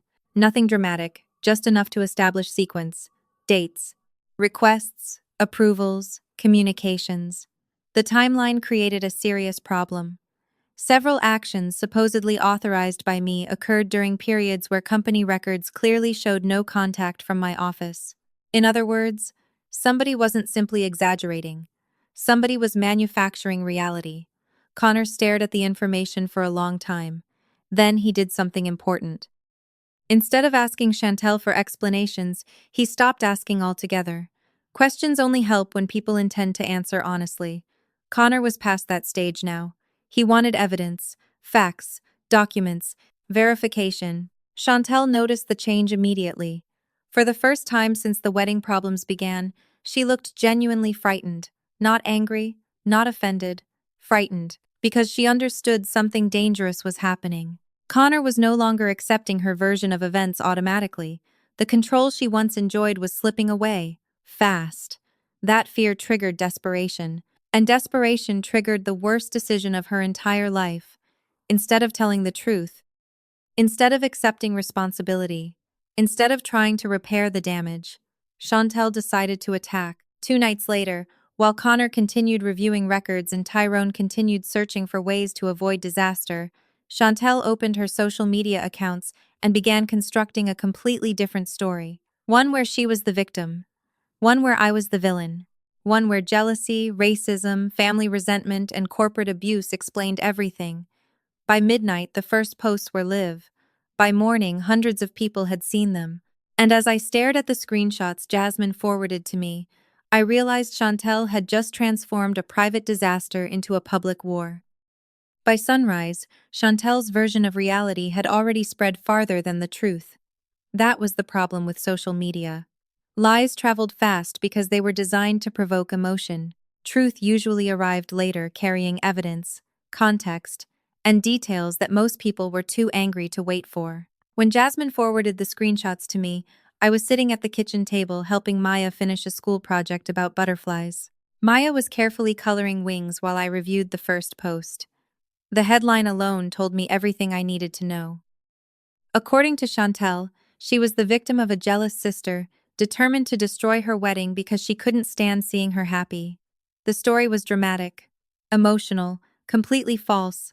Unfortunately, those qualities often make a story popular. By the time I finished reading, thousands of people had already interacted with the post. Some expressed sympathy, others shared their own experiences with difficult relatives. A few people even began attacking me despite having no idea who I was. Jasmine called less than 5 minutes later. "Please tell me you aren't reading the comments." I glanced at the screen again. Too late. They're ugly. I've seen worse. That was true. Business teaches you quickly that public opinion is often temporary. The real problem wasn't strangers. The real problem was family. Because unlike strangers, family members knew enough pieces of the story to make the lies seem believable. Throughout the morning, relatives began calling. Some demanded explanations. Others offered unsolicited advice. Several never bothered asking questions at all. They simply assumed Chantel was telling the truth. One aunt informed me that destroying a wedding over jealousy was shameful. Another relative accused me of embarrassing the family. A cousin suggested I apologize publicly and move on. Nobody asked about forged signatures. Nobody asked about fraud. Nobody asked about Maya's birthday. Once again, the people causing the damage became victims, while the person refusing to tolerate it became the problem. Around lunchtime, Valerie joined the campaign. That didn't surprise me. What surprised me was how far she went. Instead of calming the situation, she escalated it. She began calling relatives individually, then church friends, then neighbors. By evening, a version of the story existed in which I had supposedly spent years resenting Chantel's success. According to Valerie, I couldn't handle the attention surrounding the wedding. According to Valerie, I was abusing corporate influence to punish my own sister. According to Valerie, the entire crisis began because of my bitterness. The irony would have been funny if it weren't so insulting. For years, I had quietly paid family expenses nobody knew about. I had covered medical bills, assisted with emergencies, recommended jobs, opened doors, solved problems. Yet the moment I stopped rescuing people from consequences, I became the villain. Maya noticed something was wrong that evening. Children always do. "Mommy?" she asked while setting the table. "Why do you keep looking at your phone?" I smiled gently. "Work stuff." She nodded, then returned to arranging napkins. A few moments later, she looked up again. "Did I do something bad?" The question hit me like a punch. "What?" Maya looked down. "Maybe everybody is angry because of my birthday." I immediately crossed the room and knelt beside her. "No." She avoided my eyes, but Aunt Chantel got mad after my party. My heart broke all over again. Children often assume responsibility for problems they don't understand. Somewhere inside her mind, Maya was trying to connect events and make sense of adult behavior. I wrapped my arms around her. "None of this is your fault." She nodded against my shoulder. I wasn't sure she believed me. After she went to bed, I sat alone in the living room staring at the darkness outside. For the first time since the birthday party, I felt tired. Not physically, Emotionally. There is a unique exhaustion that comes from watching people rewrite reality in real time, especially when those people share your last name. My phone buzzed again. Another message from a relative. Then another. Then another. Most weren't openly hostile. That almost made them worse. They carried the familiar tone of people encouraging compromise no matter who was right. Just let it go. Be the bigger person. Family is family. The words sounded reasonable until you remembered who was expected to sacrifice every single time. Me. Always me. Never Chantel. Never Valerie. Never anyone else. Around 10 o'clock, Jasmine called with another update. You should probably see this. A new screenshot appeared on my screen. This time Chantel had uploaded a video. Tears, trembling voice, carefully timed pauses. Every detail felt rehearsed. She described herself as a woman under attack, a bride being bullied by someone with money and influence. She never mentioned the forged approvals, never mentioned the signatures, never mentioned the compliance investigation. Instead, she painted a picture designed to generate outrage. The strategy worked. The comments flooded in. Sympathy, anger, support, condemnation. Watching it felt surreal. She's good, Jasmine admitted reluctantly. At lying, at performing. I couldn't argue with that. Chantel had spent her entire life performing innocence, performing victimhood, performing helplessness whenever accountability approached. The difference now was scale. Instead of manipulating one room, she was manipulating thousands of people. The next morning brought an unexpected complication. Several local bloggers picked up the story. Small outlets at first, then larger ones. Nothing national, nothing devastating, but enough to create attention, enough to make people curious, enough to create questions about Lumina Hospitality and its handling of wedding clients. For the first time, the situation threatened more than family relationships. It threatened reputation. Not mine personally, the company's. Jasmine immediately scheduled meetings with communications staff and legal advisors. Everyone wanted to know the same thing. Should we respond publicly? My answer surprised them. No. The room fell silent. One executive frowned. Are you sure? I nodded. Absolutely. Another executive looked confused. Why? Because facts have timing. Because panic creates mistakes. Because Chantel wanted a public fight she could control emotionally. I wasn't going to give her one. Let her talk, let her perform, let her attract attention. Every audience she gained would become an audience for the truth later. By refusing to respond immediately, I accomplished something important. I forced Chantel to keep talking. And the more she talked, the more reckless she became. Over the next 48 hours, her claims grew larger, more dramatic, more difficult to support. She started making accusations she couldn't prove, describing events that never happened, referencing conversations that didn't exist. Every new statement created additional exposure. Jasmine noticed it too. She's digging her own grave. Not yet, I said. She's digging a tunnel. What's the difference? I looked at the growing stack of screenshots. A grave ends. A tunnel eventually collapses.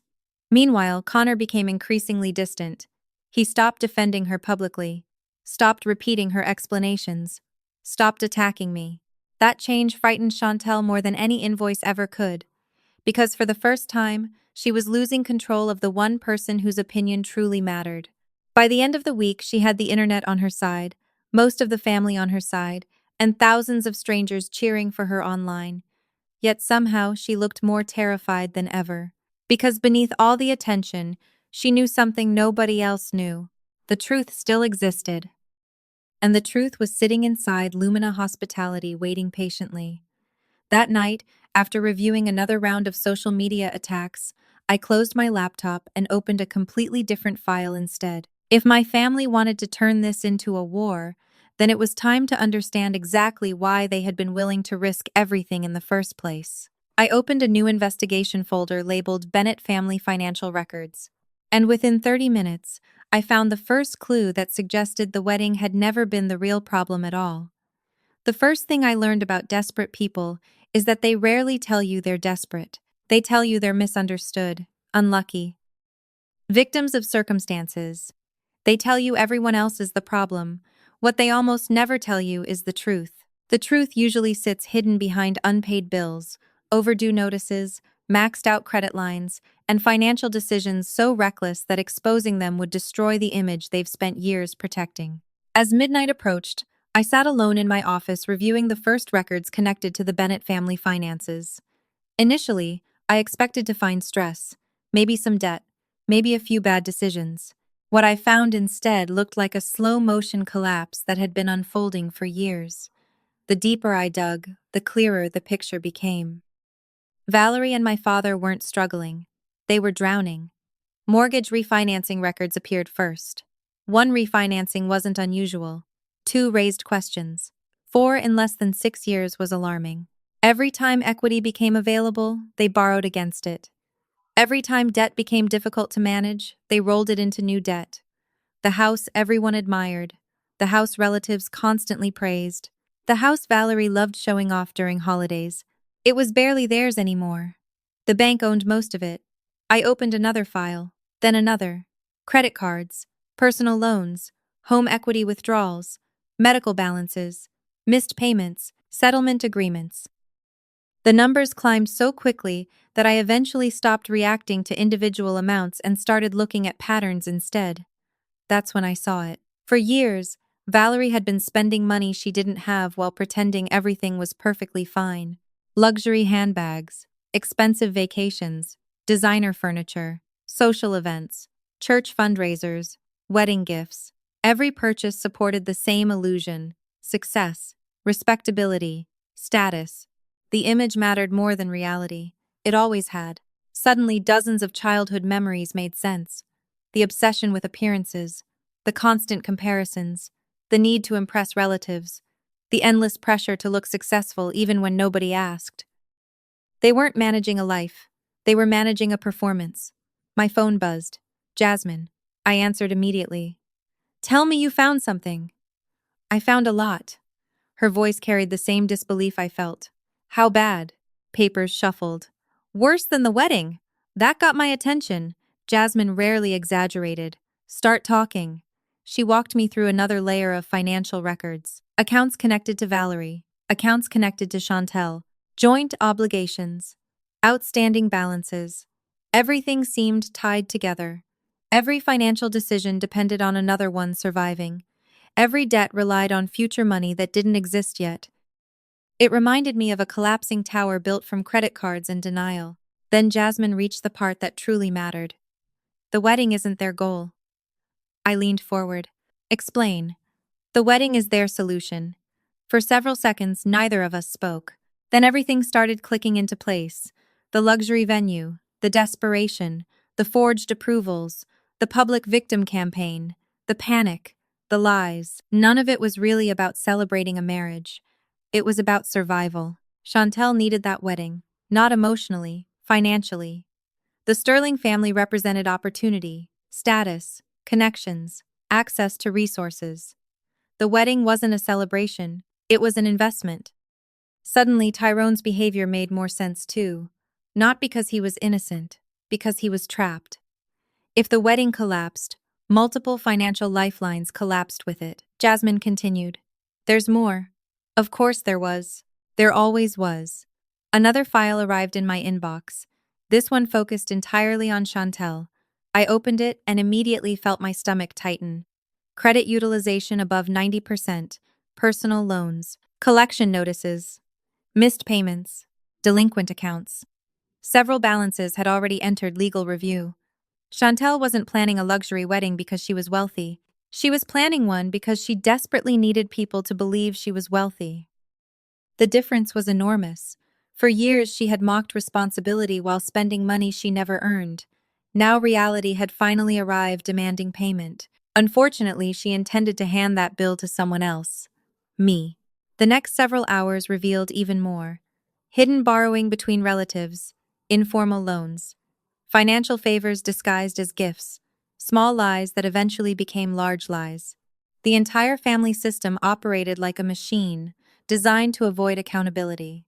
Whenever one person created a problem, someone else absorbed the cost. Nobody learned. Nobody changed. They simply continued pushing consequences into the future, until now. Around 2 o'clock in the morning, I found the document that truly changed everything. At first glance, it looked harmless: property discussions, future planning, casual conversations. Then I noticed the names involved: Valerie, Chantel, Tyrone. Several dates caught my attention immediately. The conversations began long before the wedding crisis, long before the compliance review, long before Maya's birthday.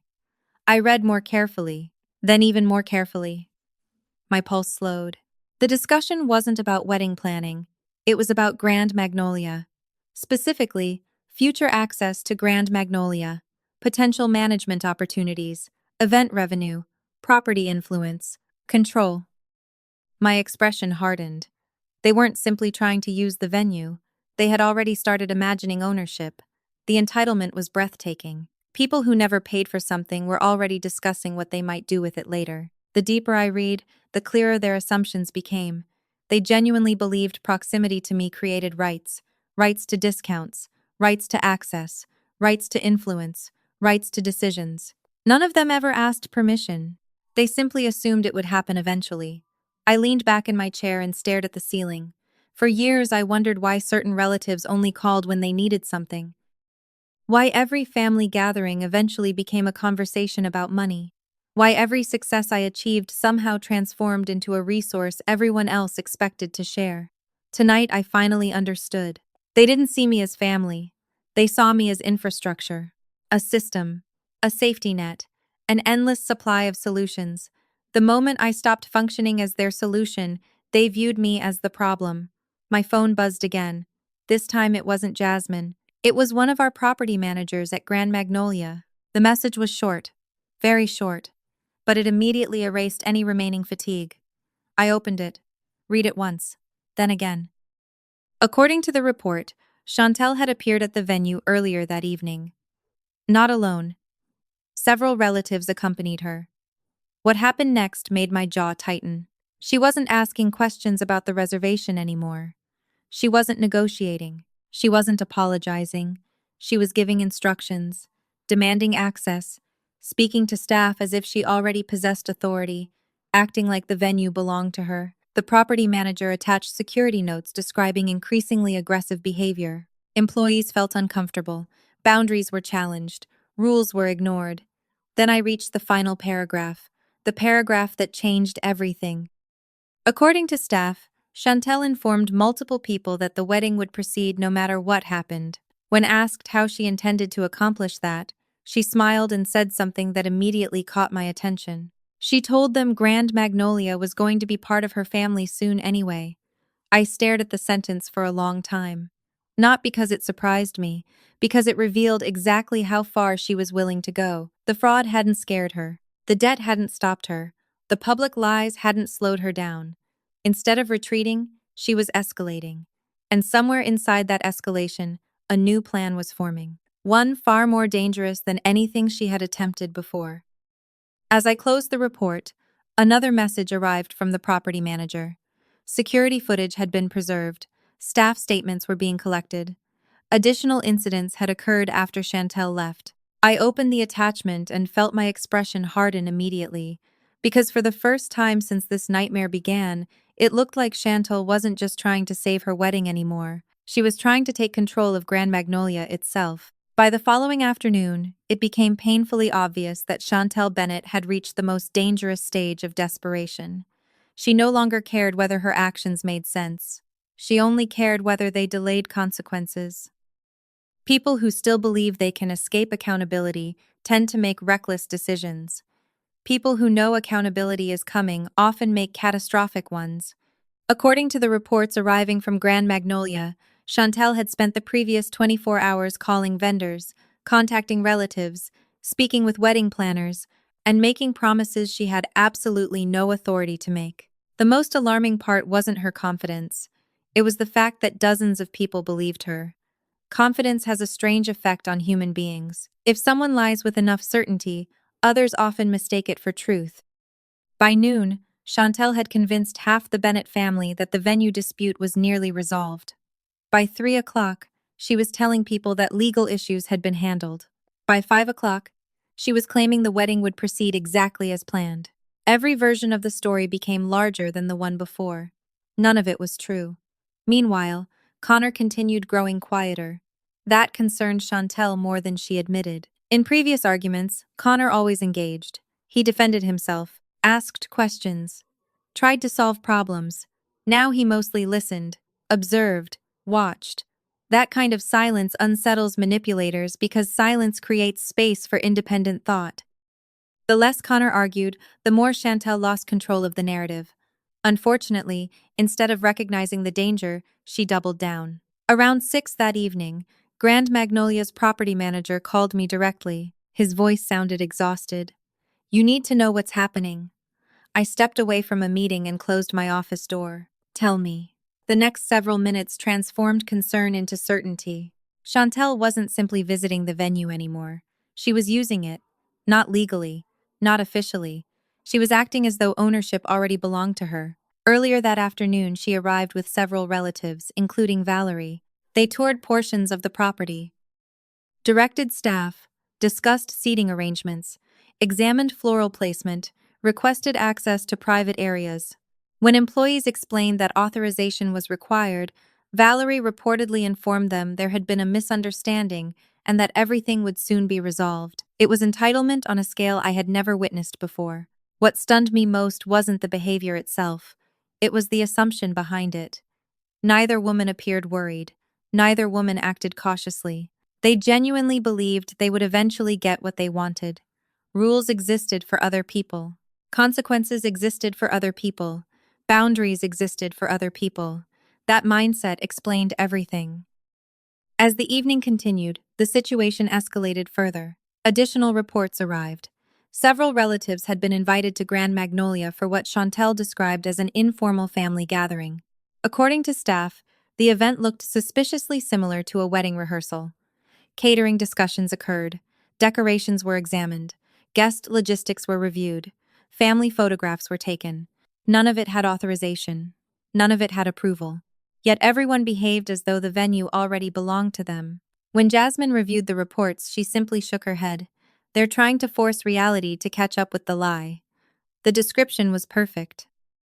If enough people acted as though the wedding existed, perhaps it would somehow become real. Unfortunately, contracts don't care about feelings. Neither do financial records. Around 7:30, Connor arrived at Grand Magnolia unexpectedly. That development immediately caught my attention. Unlike most people involved, Connor wasn't there to celebrate. He was there to observe. Staff later described his arrival as quiet. He didn't announce himself. He didn't confront anyone. He simply walked through the property watching, listening, gathering information. What he witnessed appeared to disturb him. Chantel introduced him to relatives as if nothing was wrong. She smiled, laughed, made future plans, discussed wedding details. Yet beneath the performance, cracks were becoming visible. Several vendors requested payment clarification. One asked about approval status. Another mentioned unresolved contract issues. Each conversation created visible tension. Connor noticed every reaction, every hesitation, every attempt to redirect attention elsewhere. The illusion required constant maintenance. Maintaining illusions is exhausting. Eventually, mistakes happen. The first major mistake occurred shortly after sunset. One of the event coordinators innocently asked whether the updated authorization documents had arrived from corporate. The question lasted less than 5 seconds. The silence afterward lasted much longer. Chantel froze. Valerie immediately changed the subject. Tyrone looked away. Connor reportedly watched all 3 reactions without saying a word. Nobody answered the coordinator's question. Because nobody could. There were no updated authorizations. There never had been. For the remainder of the evening, Connor grew increasingly distant. Family members attempted to involve him in discussions. He participated politely, but minimally. More than once, staff observed him checking documents on his phone while conversations continued around him. The pattern worried Chantel. Multiple witnesses later confirmed she pulled Tyrone aside repeatedly. Their arguments became more heated as the night progressed. Nobody heard every word. They heard enough. Fragments, accusations, blame, fear. The pressure was beginning to fracture the alliance. Around 8:30, another problem emerged. Several members of the Sterling family arrived. This changed everything. Unlike the Bennetts, the Sterlings weren't emotionally invested in defending Chantel at all costs. They approached situations differently. They valued reputation, stability, credibility. What they saw that evening raised serious concerns. Questions emerged almost immediately. Why was the venue still under review? Why hadn't contracts been finalized? Why were staff behaving cautiously?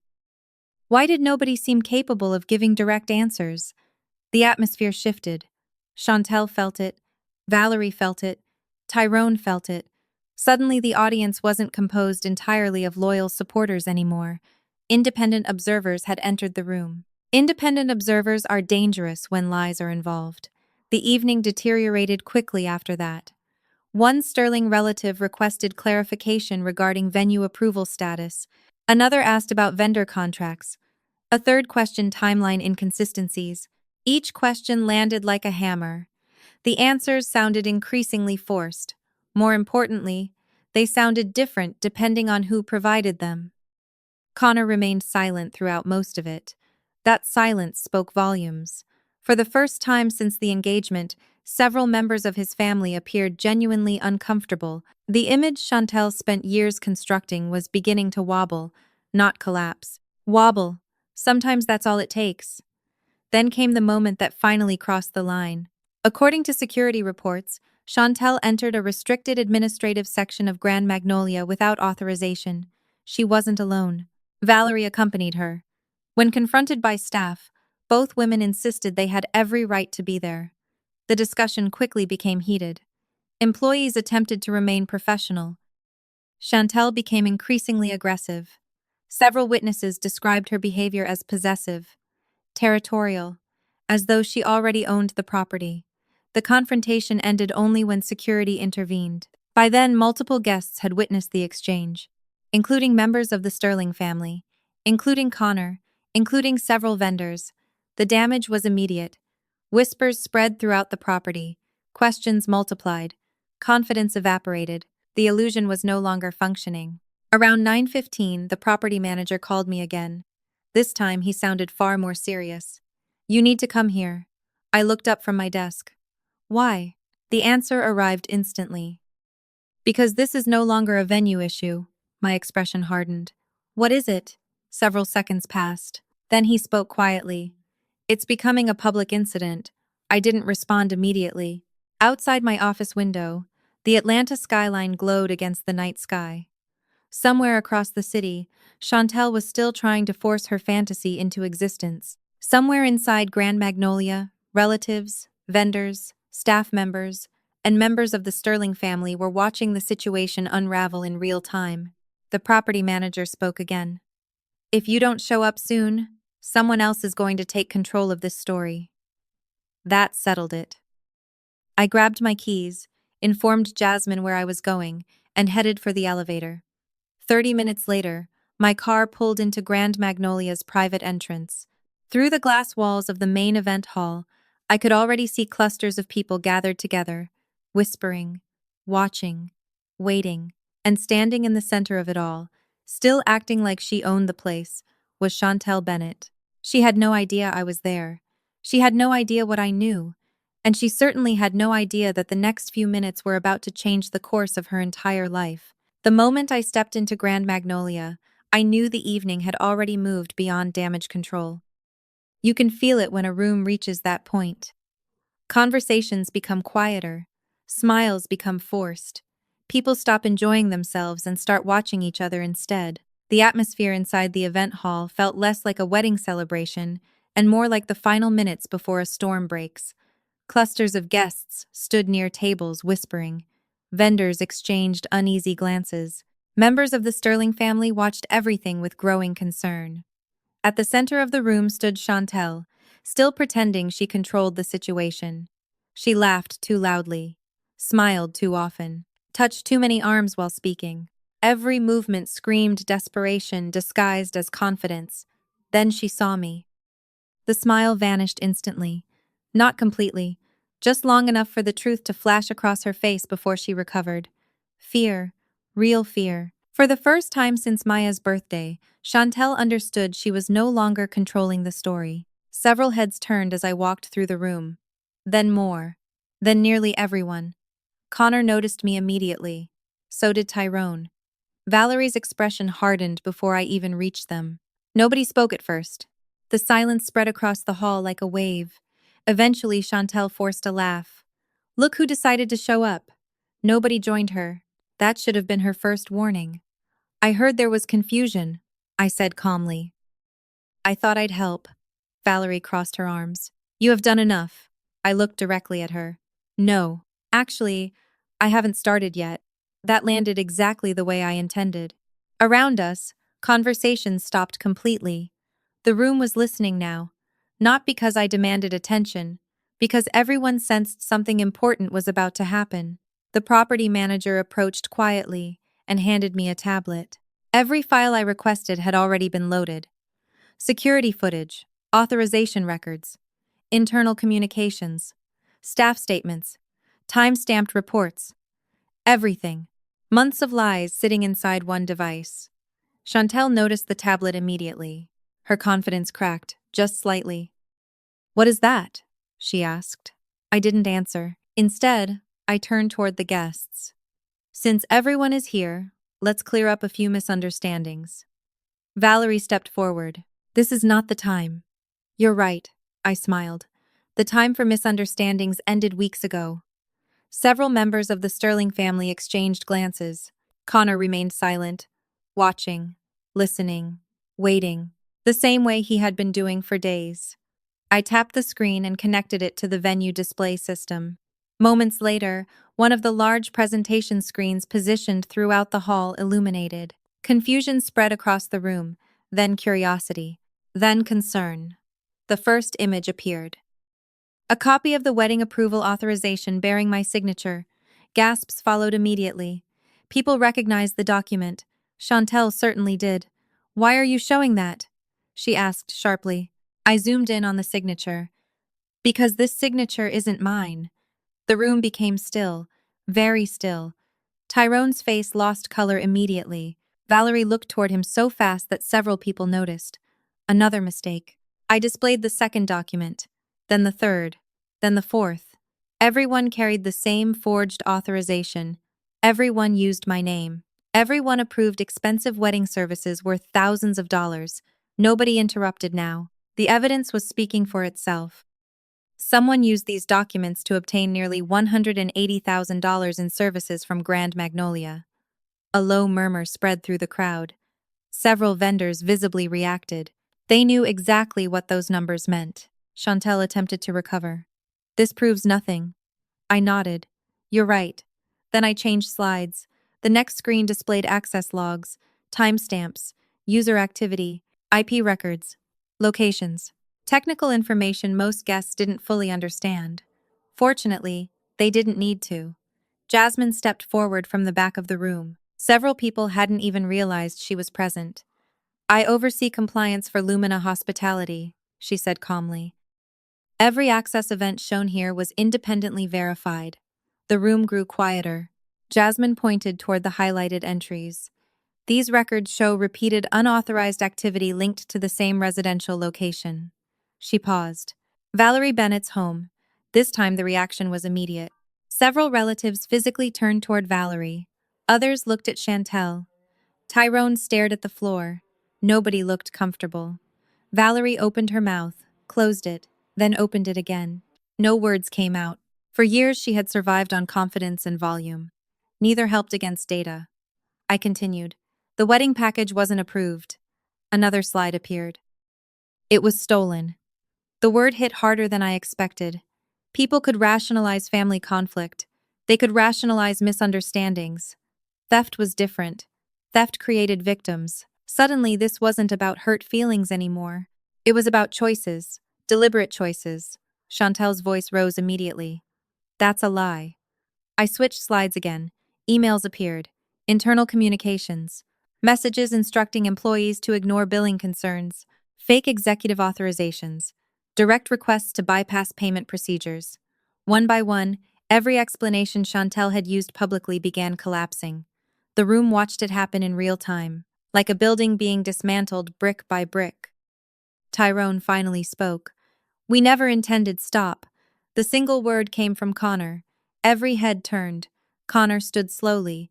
His expression remained calm. That made it far more frightening. Don't! Tyrone immediately fell silent. For several seconds, nobody moved. Then I displayed the final piece of evidence. Security footage. The footage wasn't from Grand Magnolia. It was from Maya's birthday party. I watched Valerie's face change the moment she recognized it. Chantel recognized it too. The recording showed exactly what happened. No edits, no narration, no manipulation, just reality. Chantel lifting Maya's birthday cake, walking to the trash, throwing it away, then laughing. The room erupted. Not loudly, quietly. Shock, disbelief, horror. Several people covered their mouths. One elderly relative sat down immediately. A vendor whispered, "Oh my God." Connor never looked away from the screen. Not once. The footage continued. Maya crying. Me asking what happened. Valerie defending Chantel. Every excuse, every dismissal, every ugly moment. When the video ended, the silence felt almost physical. Nobody wanted to speak first. Because everyone understood the same thing at the same time. This wasn't one mistake. It wasn't stress. It wasn't wedding pressure. It was character. Years of character. Finally, Connor turned toward Chantel. Did you do it? The question sounded simple. It wasn't. Chantel's eyes filled with tears instantly. For years, that strategy worked. Tonight it didn't. Connor, listen. Did you do it? She looked toward Valerie. Then Tyrone. Then the room. Anywhere except Connor. That answer was enough. Connor nodded slowly. The movement looked almost sad. Not angry. Sad. Like a man watching the future he imagined disappear in front of him. Tyrone tried speaking again. Connor ignored him completely. Valerie attempted an explanation. Connor ignored her too. Then he looked directly at me. Was there ever a deposit? No. Was there ever approval? No. Were the documents forged? Yes. Connor closed his eyes briefly. When he opened them again, something fundamental had changed. The uncertainty was gone. The questions were gone. The doubt was gone. Only clarity remained. He reached into his pocket slowly. The entire room watched. Nobody seemed willing to breathe. Then Connor removed a small velvet box. Chantel immediately froze. So did Valerie. So did Tyrone. Everyone understood what was happening. The room became completely silent. Connor looked at the engagement ring for several seconds before turning toward Chantel one final time. And when he finally spoke, his words hit the room harder than any evidence ever could. We're done. For several seconds after Connor spoke, nobody moved. Nobody blinked. Nobody seemed capable of processing what had just happened. The engagement ring remained in Connor's hand while the future Chantel had spent years constructing collapsed around her. Every lie, every manipulation, every shortcut, every excuse, they had all led to this exact moment. One sentence, 2 words, we're done. The silence inside Grand Magnolia felt almost unreal. Then Chantel laughed. A short, nervous laugh.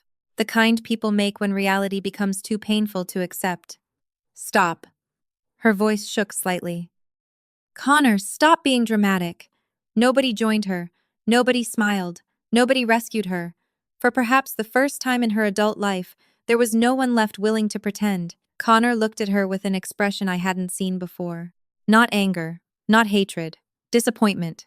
Deep disappointment. The kind that arrives only after trust dies. Dramatic? He asked quietly. Chantel stepped forward immediately. You're upset. I understand that. We can talk about this privately. Connor glanced toward the giant screen still displaying evidence. We already did. No, we didn't. Her desperation became visible now. You're letting her manipulate you. She pointed directly at me. Several members of the Sterling family visibly reacted. Even now, even after everything, she was still trying to redirect blame. Connor slowly looked toward the screen again, then toward the compliance reports, then toward the footage of Maya's birthday. Finally, he returned his attention to Chantel. The only person who manipulated me was you. The words landed like a hammer. Valerie immediately rushed forward. Connor, sweetheart, you're emotional right now. That was a mistake. A very big mistake. Connor turned toward Valerie with the same calm expression. Please don't call me sweetheart. The room became even quieter. Valerie stopped moving. For years, she controlled conversations through personality alone, through pressure, through confidence, through the expectation that everyone would eventually submit. Nothing in her life had prepared her for a room full of people suddenly refusing to play along. She looked around searching for support. Nobody offered any. Not the vendors, not the relatives, not the Sterling family, not even Tyrone. Especially not Tyrone. Tyrone looked like a man watching a building collapse while realizing he was still inside it. Sweat covered his forehead. His jaw remained clenched so tightly that muscles visibly twitched beneath his skin. For days he had been trying to contain the damage. Now the damage sat in front of hundreds of witnesses. Worse still, Connor wasn't the only person reaching conclusions. Members of the Sterling family had begun quietly comparing notes. Conversations happened in small clusters throughout the room. Questions were asked. Answers were reviewed. Timelines were discussed. Every discussion ended in the same place. The story Chantel had sold everyone simply didn't survive contact with reality. One of Connor's uncles finally stood. He was a quiet man who had spoken very little all evening. That alone made everyone pay attention. Is any of this untrue? He asked. The question wasn't directed at me. It wasn't directed at Connor either. It was directed at Chantel. The room waited. Chantel opened her mouth, closed it, then looked toward Valerie. Neither woman answered. The silence became the answer. The uncle nodded slowly and sat back down. That small gesture carried more weight than any speech. One by one, other members of the Sterling family reached the same conclusion. The alliance Chantel spent years trying to secure was evaporating in real time. Then Connor did something that surprised everyone, including me.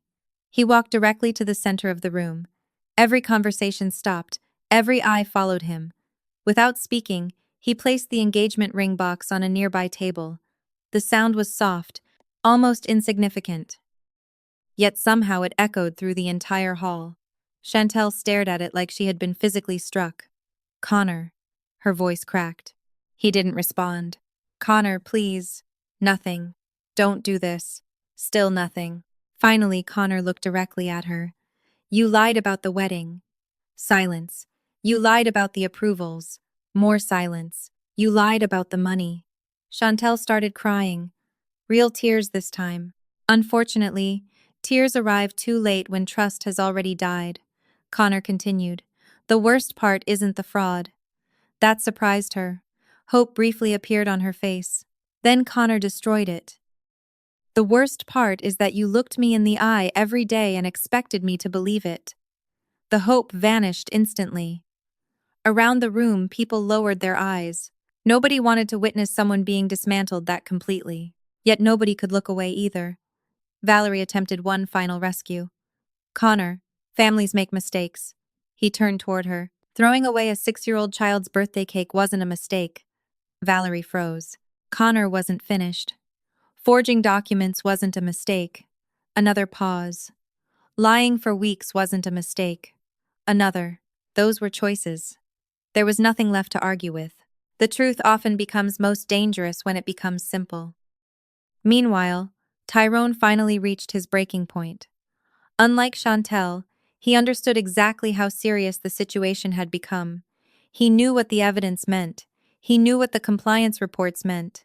Most importantly, he knew what happened when companies documented fraud this thoroughly. Fear eventually overpowered pride.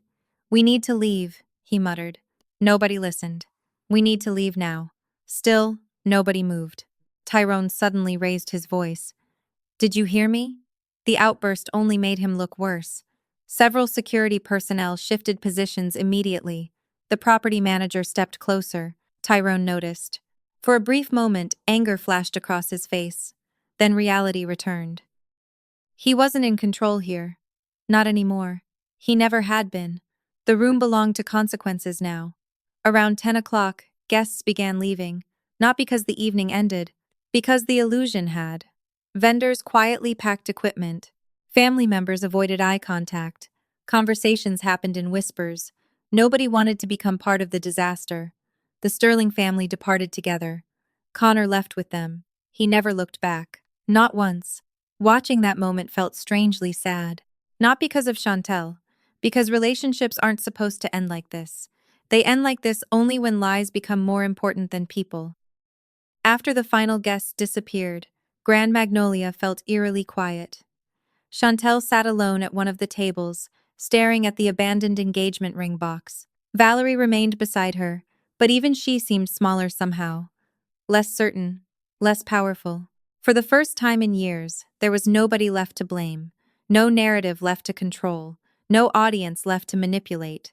Only consequences remained. I should have felt victorious. Instead, I mostly felt tired. Jasmine eventually approached carrying a folder. She waited until we were alone before speaking. The legal department called. That immediately got my attention. And she handed me the folder. Inside were preliminary assessments, internal findings, and compliance recommendations. I reviewed the first page silently, then the second, then the third. None of it surprised me. The evidence was too extensive. The paper trail was too clear. Jasmine watched my expression carefully. It's moving faster than expected. I closed the folder slowly. Across the room, Chantel still hadn't moved. Neither had Valerie. They were focused entirely on what they had already lost. Neither woman seemed aware that something much larger was approaching. How long? I asked quietly. Jasmine checked her notes. Less than 12 hours. I looked out through Grand Magnolia's glass walls toward the dark Atlanta skyline. The wedding was over. The engagement was over. The lies were exposed. Yet somehow the most serious consequences hadn't even begun. Because tomorrow morning, this story would stop being about family drama. Tomorrow morning, it would become a matter of law. And when the first official notices arrived, nobody in the Bennett family would be able to pretend this was merely a misunderstanding ever again. The first official notice arrived at 8:17 the following morning. Ironically, it appeared less dramatic than the wedding disaster that had consumed everyone's attention for weeks. There were no shouting matches, no emotional speeches, no public confrontations, just a legal document delivered through the proper channels. Yet that single document accomplished something months of family arguments never could. It forced reality into the room. By noon, additional notices followed. Compliance findings became formal reports. Internal investigations became documented conclusions. Recommendations became actions. The evidence collected throughout the previous weeks left very little room for interpretation. Unauthorized access, forged authorizations, fraudulent representations, identity misuse. The exact legal consequences would ultimately be determined by professionals far more qualified than me, but one fact became immediately clear. The situation could no longer be explained away as a misunderstanding. For years, my family survived by changing the story whenever facts became inconvenient. This time, facts came with timestamps, digital records, preserved communications, witness statements, and documented evidence. Facts don't get intimidated. Facts don't accept excuses. Facts simply exist. Jasmine called around lunchtime with the first major update. They're already looking for attorneys. I wasn't surprised. All of them? Valerie, Chantel, Tyrone. She paused. Mostly Tyrone. That made sense. Of the three, Tyrone probably understood the exposure most clearly. For weeks he had convinced himself the problem was financial. Eventually he realized the money was only the beginning. How are they reacting? Jasmine laughed softly. About how you'd expect, which meant panic. The kind of panic that appears when people finally understand they are no longer controlling the outcome. Over the next several days, information continued arriving.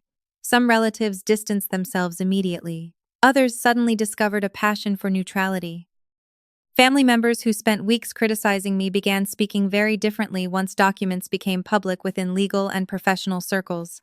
Apparently, loyalty has limits when evidence exists. Several people even reached out to apologize. Not because they suddenly understood what happened, because the social cost of supporting the wrong side had increased. I accepted none of the apologies, not out of bitterness, out of clarity. Forgiveness and access are not the same thing. One can exist without the other. Connor contacted me exactly once after the events at Grand Magnolia. His message was brief, respectful, honest. He apologized for not asking harder questions sooner. He thanked me for answering the ones he eventually asked. Then he wished Maya and me well. Nothing more. No drama. No attempts to stay involved. No requests. Just accountability. In many ways, that message impressed me more than anything else in the entire story. Accountability is rare. Real accountability is even rarer. Chantel never sent a message. Neither did Valerie. For a while, I wondered whether they ever would. Then I realized it no longer mattered. Some relationships don't end because of one event. They end because one event finally reveals what has been true for years. Maya, meanwhile, slowly became herself again. That mattered more than anything happening in courtrooms, conference rooms, or family group chats. Children are remarkably resilient when surrounded by genuine love. A few weeks after the wedding collapsed, I noticed her laughing more often, talking more, drawing butterflies again.